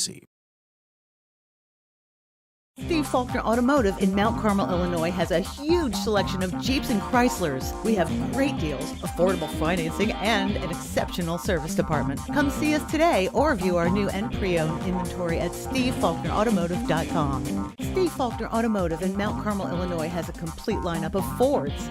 We have great deals, affordable financing, and an exceptional service department. Come see us today or view our new and pre-owned Fords at stevefaulknerautomotive.com. Zach Reynolds, Blake Piercefield here with you. Top of the 6th inning at Paul Schnarre Field, Wabash Valley College. Rend Lake up to Bent at the top of the order, up 9-3 here as we enter the top of the 6th. Wabash Valley had a prime chance to score after both the leadoff runners got on in the bottom of the fifth, but eventually could not get anything across. Wolf back on the mound for her second inning of work. First pitch that time was a ball to Tara Mickles. Wabash Valley running out of time. Wolf just trying to do her job, get back to the bats with no more damage done. That pitch misses just barely inside. 2 balls and no strikes to the leadoff hitter for Rend Lake.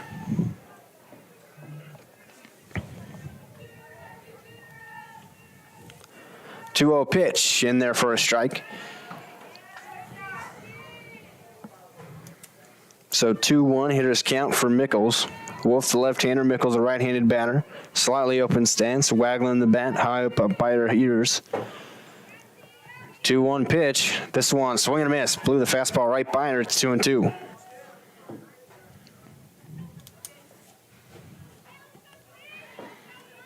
Wolf got 3 groundouts in her first inning of work, which was the 5th inning. Has a 2-2 count here on Mickles. The pitch is low in the dirt, runs it full. 3 balls, 2 strikes. Mickles and Wolf doing battle here. Mickles trying to set the table. She's been on base a couple of times in this game. Actually, every time. She's got 2 singles and also reached on an error. Or double a single and reached on an error. Taps this one foul just in front of the plate or right on the plate. So they'll do it again, still 3-2.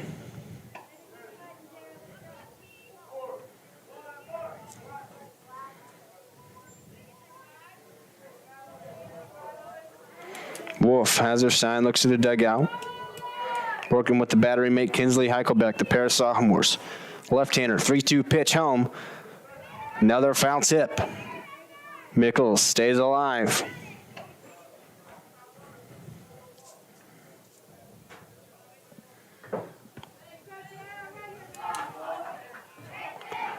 Still, 3-2 full count. Wolf trying to put her away. 3-2 payoff pitch. This one popped up. Back behind the plate. Heichelbeck gives it a chase, and that hits off the roof. I'm sure you could hear that one. And another foul ball, and they'll do it again. Don't flinch, Blake. It's okay. We're protected. I didn't flinch. That was a loud foul ball. Landed right above where I'm at. I'm sure you could hear that on the broadcast. So still 3-2. They're doing battle. Wolf trying again. 3-2 pitch. This one tapped into play. On. Kamen fires across first. In time. Got her by half a step. Nice throw from Kamen. And the long battle goes Demi Wolf's way on the 5-3 putout.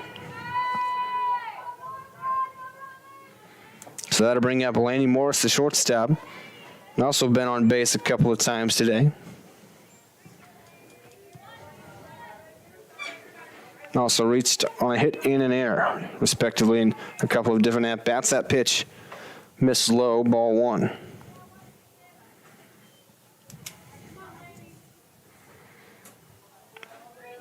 Morris, a solid defensive shortstop for Rend Lake towards the top of the order, batting in the 2-hole. Hits this one, line drive into right field, coming on, and can't be caught by Higgs. Keeps it in front of her, though.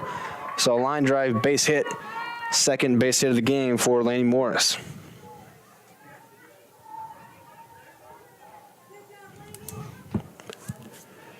And that'll bring up the 3-hole hitter and pitcher, Gabby Overturf.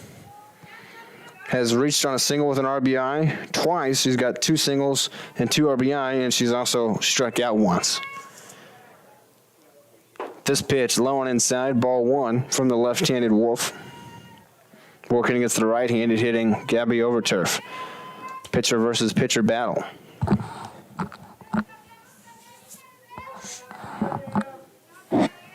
Wolf has the sign, the 1-0, and that hits Overturf, who was right up on the plate. So 2 on now for Rend Lake after the single and then hit by pitch. All of a sudden, they're putting together another rally.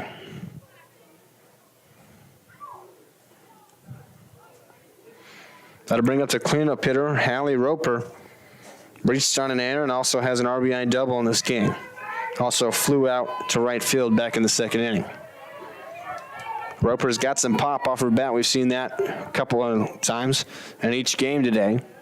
She's got 2 on, 1 out. The pitch hit towards shortstop. Maccabee fields it at short, flips on to second for 1. Throw across the diamond, and that's over the head of Robinson and out of play. And so Roper takes second, and scoring is Lanny Morris. Makes it 10-3 Rend Lake. Almost the double play, but the turn by Wookie from second to first too high for Robinson.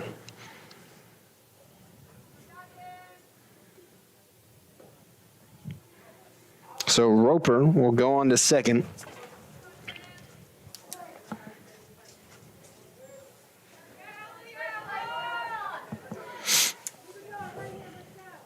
And coming up to the dish is Ella Beckett, or Beckett rather, excuse me. Strike 1 on the inner half. 2 down here, top of the 6th inning. Rend Lake up 10-3. Wolf trying to keep it right there. Runner at second is Roper. Foul tip at the plate quickly 0-2. Going to be a tough comeback, Blake. Yeah, one more run for Rend Lake and they'd be up 8. And Wabash Valley would need to run just to stay in it. Wolf, the left-hander, has Beckett down 0-2. This one tapped, and they call foul. Say it hit off of Beckett's foot before rolling into fair territory. So foul ball stays at 0-2.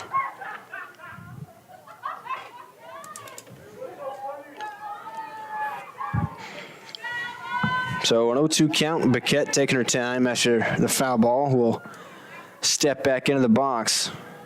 Wolf looking to the dugout, has her sign. Checks the wristband for the corresponding pitch call. Fires the 0-2 home, ringer up. A strikeout on the outside corner. Got Beckett looking. Wabash Valley needs to get some runs going. Back to the bats in the bottom of the 6th on the other side. Before coming to Senior Enrichment Center, I was so depressed that I couldn't get out of bed. That all changed once I started seeing Danielle, the social worker, and Melanie, the nurse. They have been so kind and they truly care about my health. They have helped me to be able to go out and have shown me the importance of how to deal with my problems in a more constructive way. I think anyone who is experiencing grief, depression, anxiety, or isolation can benefit from this program. The Senior Enrichment Center has changed my life. One of the things we want all of our customers to make sure of is that if you do install a generator, make sure that you have a properly functioning transfer switch. And a transfer switch will make sure that the generator is disconnected from utility service, and that protects your equipment and it also protects all of our crews working on the line. If a generator is not hooked up correctly, it can send power back through that transformer, and then it can be high voltage in a dangerous situation.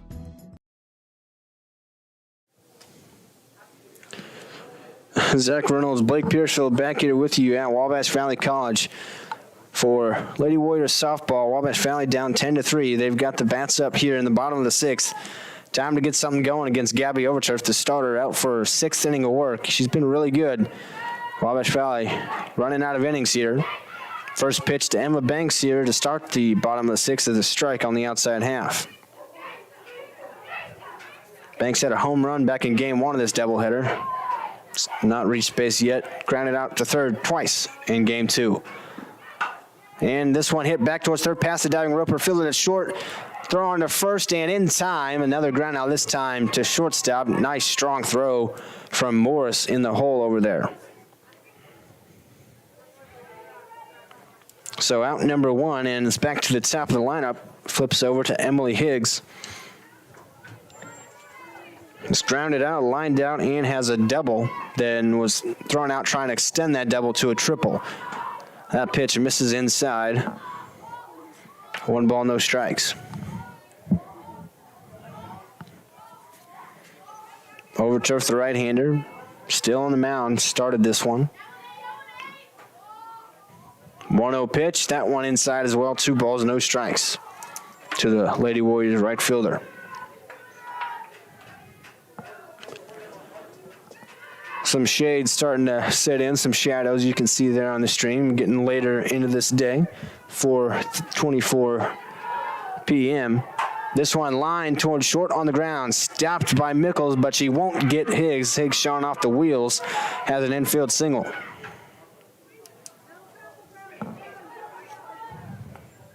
So her second hit of the game, and that will bring up Kinsley Heichelbeck, who struck out back in the first and then walked in the third and the fourth. Came around to score back in the third. At the plate again here. First pitch outside.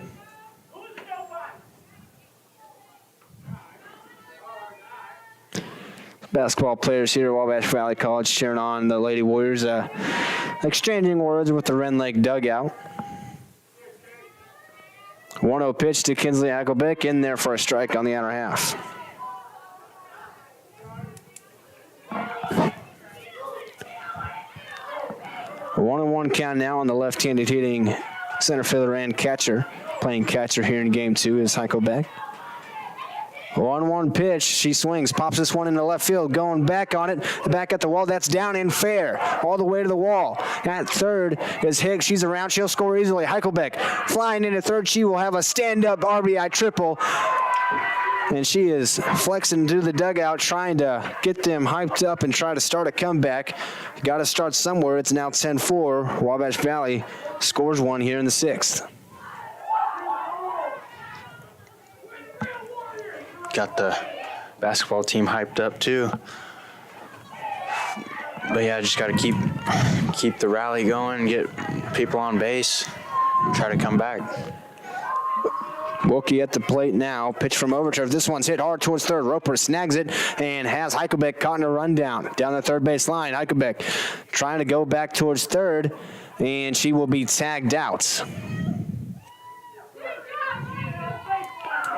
You know, Heichelbeck got bumped there by Roper trying to go back to third.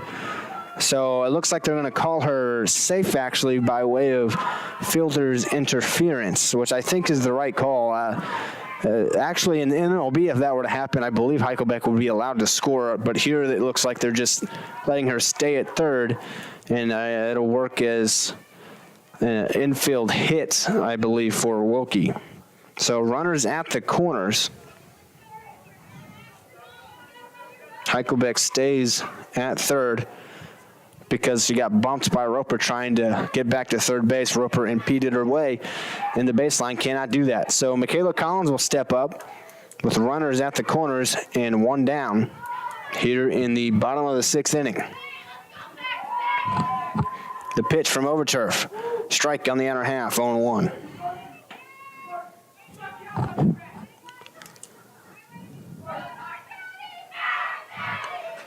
10-4 game here. Rend Lake with the lead. Wabash Valley trying to rally. Runners at the corners. Heichelbeck at third. Wilkie at first. Pitch to Collins. Low and inside. 1-1.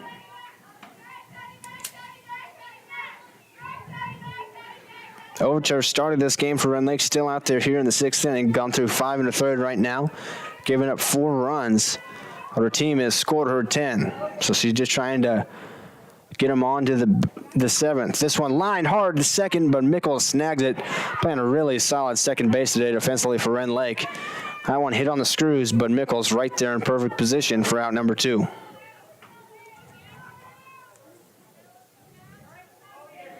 So each runner stays put 2 down now. Runners out the corners. Abby Mockabee at the plate. She's walked and singled in this one. First pitch to her this time, high and inside. 1 ball, no strikes.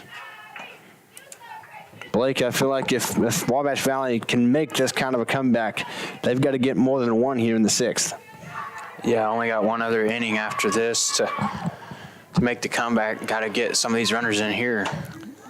Mockabee pops it up and called off Roper did Morrison. She makes the catch. So a pop at the shortstop ends the Wabash Valley rally. Rend Lake up 10-4. A chance for insurance as we head to the top of the 7th. I'm Mason Gross. I am a marketing business management major at Wabash Valley College. You'll learn a lot about the business industry as a whole, and that really helps you to explore your options as far as to what's out there. So I'm doing my internship at Summer Real Estate in Salem, Illinois. Right now I'm working on getting my license. I am hanging around the office, going to showings, and doing everything I can as a non-licensee to get myself ready for when I graduate and take that step as an agent. Steve Faulkner Automotive in Mount Carmel, Illinois has a huge selection of Jeeps and Chryslers. We have great deals, affordable financing, and an exceptional service department. Come see us today or view our new and pre-owned inventory at SteveFaulknerAutomotive.com. Steve Faulkner Automotive in Mount Carmel, Illinois has a complete lineup of Fords. We have great deals, affordable financing, and an exceptional service department. Come see us today or view our new and pre-owned Fords at SteveFaulknerAutomotive.com. That JUCO beef was crazy. Oh, we're back. Zach Reynolds, Blake Piersfield back here with you on News Channel 15 YouTube, the Warrior Sports Network. Wabash Valley down 10-4, wanting to keep it right where it is so they can try to make a comeback in the bottom of the 7th. Demi Wolf on the mound has been really good since he's come in and gave up a run last time, or the last inning, but had a scoreless one before that, so it's 10-4. And at the plate is Isabel Frick for Rend Lake. They're going to want some insurance, even though they're up 6 runs. You can never score enough if you're leading. That pitch misses low and away, ball 1 to Frick. Frick is struck out and flown out to right field, and also grounded out. She taps this one foul off the plate. So 1-1 is the count now. Frick has played really well defensively in right field in this game. She had a sliding catch early on, and she's got a putout, cutting down Michaela Collins at the plate. This one tapped right back to Wolf. She snags it, and with the left-hand throw to Robinson at first, has out number 1 in the 7th.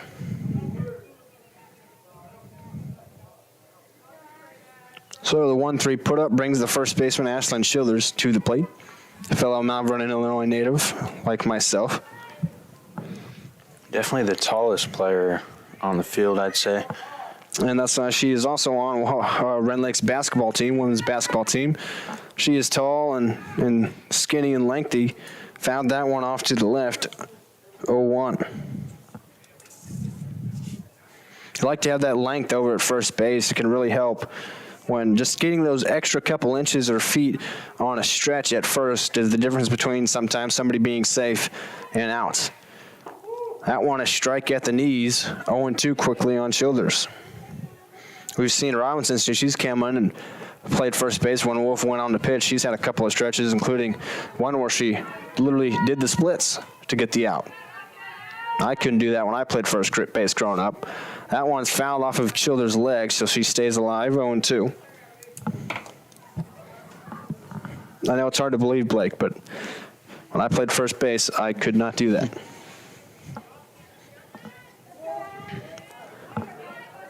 One down here, top of the 7th. 0-2 count on Childers. Wolf, the southpaw, fires home the 0-2 pitch. That's a little low.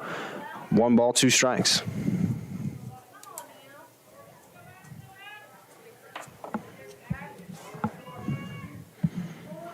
Wolf trying to get it back to the Wabash Valley bats for one last try to come back.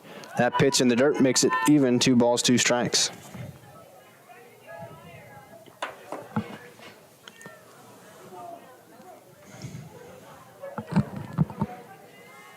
Sunny but chilly day here at Paul Schnarre Field. Wabash Valley's got 1 win. Now they're down here in game 2 of the doubleheader. This one hit towards short. Mockabee Musso gets it back, throws across the stretch for Robinson. She couldn't hold on to it. And reaching at first base is Childers. Robinson couldn't squeeze it on the strong throw from Mockabee. Would have been close if she did hold on to it. I'll mark that down as an infield single anyway. I think Childers might have beaten it regardless. So the catcher, Trout, now at the dish with 1 on, 1 out here, top 7. And she turns on this one, foul down the left field line. I think she might have been hit by that pitch if she didn't swing at it, but instead kind of a defensive swing, fouls it off down the left field line, 0-1.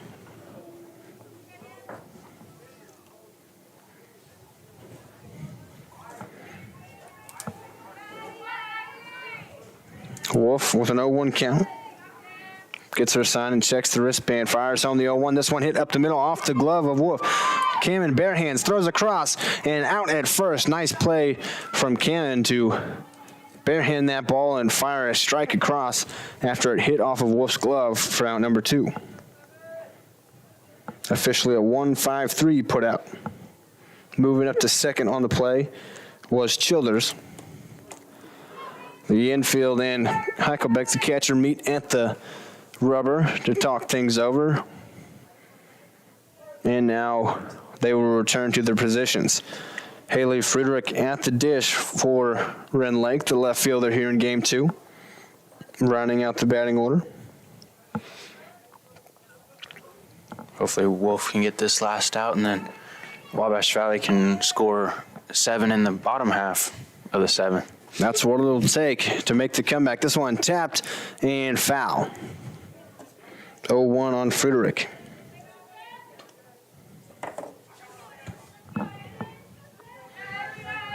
Right now the job is to keep it right where it is and then get back to the bats and see what you can do. This one popped up on the left side.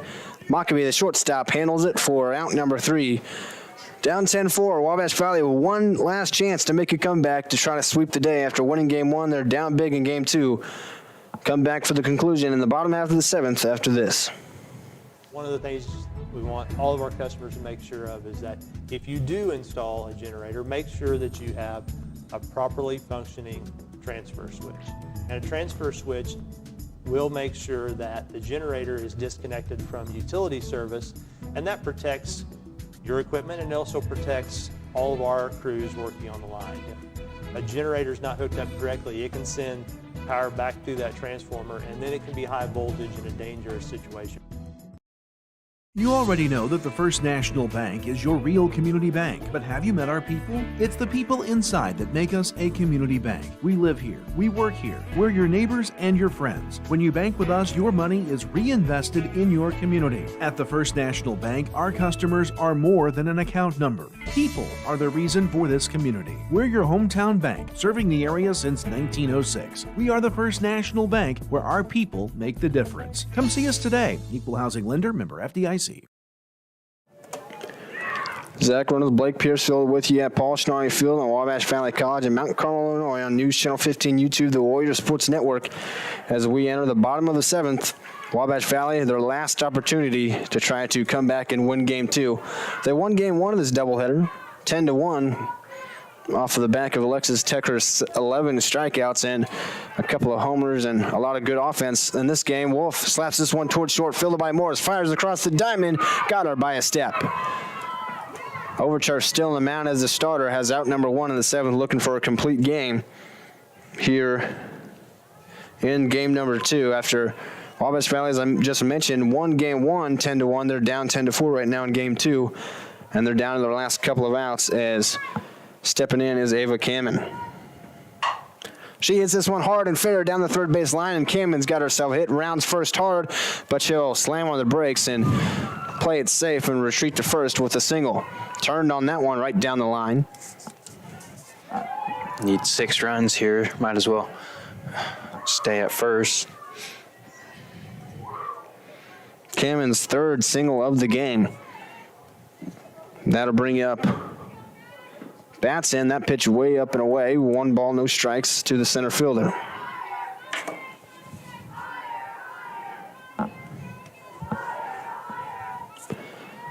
One runner on, that's Kamen after the single. Bats in at the plate, the center fielder. Overcheff on the mound, asks for a redo of the signs now, knows what she wants. And Batson scores the bunt but fouls it back, so 1-1 now is the count. Like the idea, a little bit of a small ball, but I would almost rather try to bunt for a hit. I don't know if you want to give away an out when you're down to just 2 left. So 1-1 count. Overturf looks to her wristband, has her sign. Fires home the 1-1 to Batson. That one inside. 2 balls, 1 strike. Good hitters count.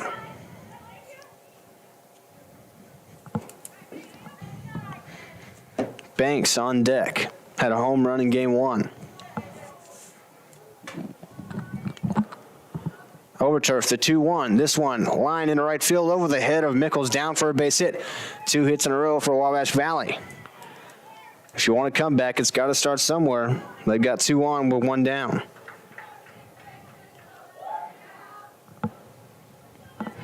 So now Banks, the left-handed hitting left fielder, steps up to the plate. She's grounded out to third base twice and shortstop once her last time up.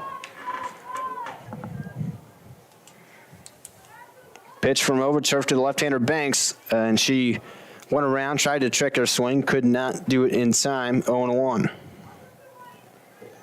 10-4 game here, Wabash Valley with 2 on here. Bottom of the 7th, trying to make a miraculous comeback.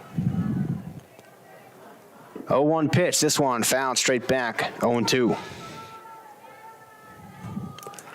Top of the order with Higgs due up next.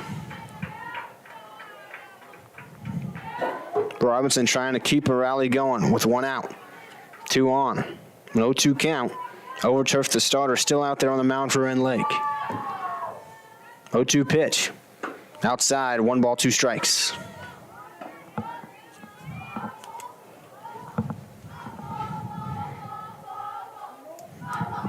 Banks steps back in.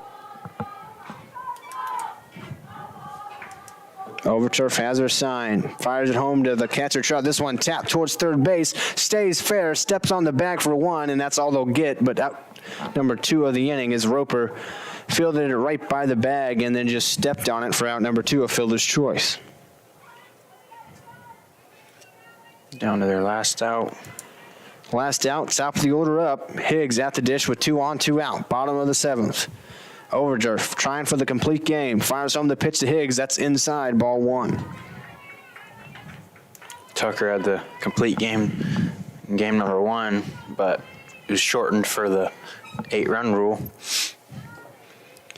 Higgs has 2 hits in this game. She's also lined out and grounded out. Has a 1-0 count here. The pitch from Overturf, that one up high. 2 balls, no strikes. Bats in at second. Banks at first. 2 down in the bottom of the 7th. Wabash Valley down to their last out.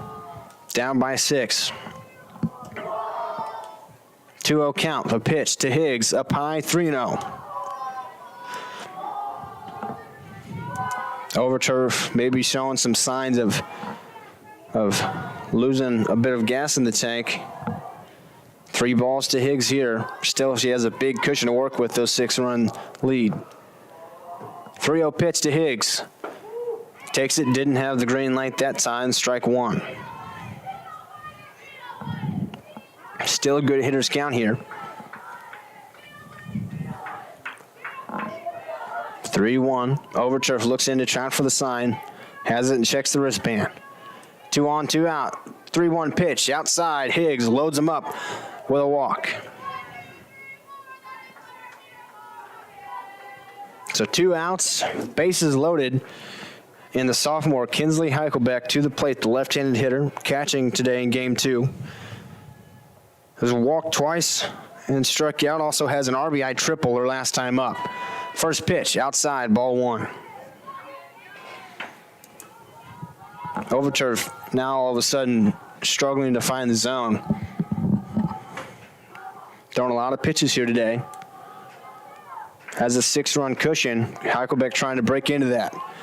1-0 pitch inside and a little high. 2 balls, no strikes. Now some of the baseball team over watching the end of this game. Trying to get a home field advantage and spark a comeback. 10-4 deficit. Bases loaded, 2 outs. 2-0 count. The pitch to Heichelbeck. Lines this one in the parking lot. That almost certainly is going to hit a car. Luckily, I think I saw it end up missing the cars, but it was close. So a foul ball for strike 1. It's 2 balls, 1 strike. Bases loaded for Wabash Valley, not trying to go away yet. 2-1 pitch from Overturf to Heichelbeck. Strike on the outside corner. Just caught a piece of it. Evens it up, 2 balls, 2 strikes.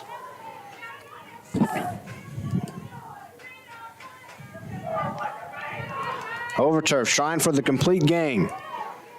2-2 count on Heichelbeck, trying to keep a rally going and get back into it. 2-2 pitch, outside, makes it a full count. 3 balls, 2 strikes. This is The gain right here for right now, 3-2 pitch. With the bases loaded, 2 outs, Rend Lake with a 6-run lead. Wabash Valley trying to do anything to break into it. We're down to the last out. 3-2, payoff pitch. This one popped up left side. That's going to get out of play towards the parking lot again. Heikelbeck stays alive.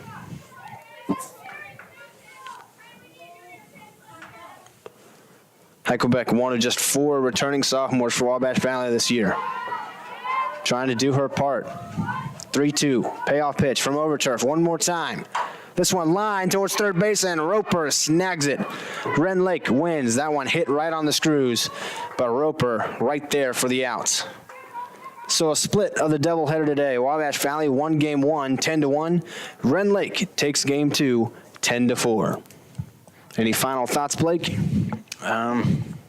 2 great pitching performances in each of these games both by the opposite team.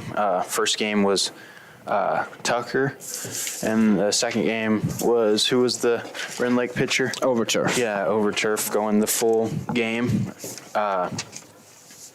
So, I mean, hard to sweep a doubleheader. So, a lot of good hitting performances from Wabash Valley, and yeah, I think going forward, Tucker, they found out she can be one of their best pitchers. We already knew Wolf is pretty good, one of their best pitchers. She came in and kept them in it here in this second game. So yeah, I think a lot of good stuff for Wabash Valley. Any thoughts from you? Certainly some stuff to build on. They got win number 5 today on the season and fall to loss number 9. So out of this one, they will be 5-9. Had a couple of home runs in game 1, a lot of offensive triple in game 2 from Heikelbeck. She had a really good day at the plate between 2 games. As you mentioned, Tucker with 11 strikeouts. Certainly a lot to build on still pretty early here on the season. Wabash Valley goes 1-1, splits the doubleheader, wins game 1, 10-1, loses game 2, 10-4. Thank you for tuning in to the Warrior Sports Network on News Channel 15 YouTube. For Blake Piercefield, I'm Zach Reynolds. We'll see you next time.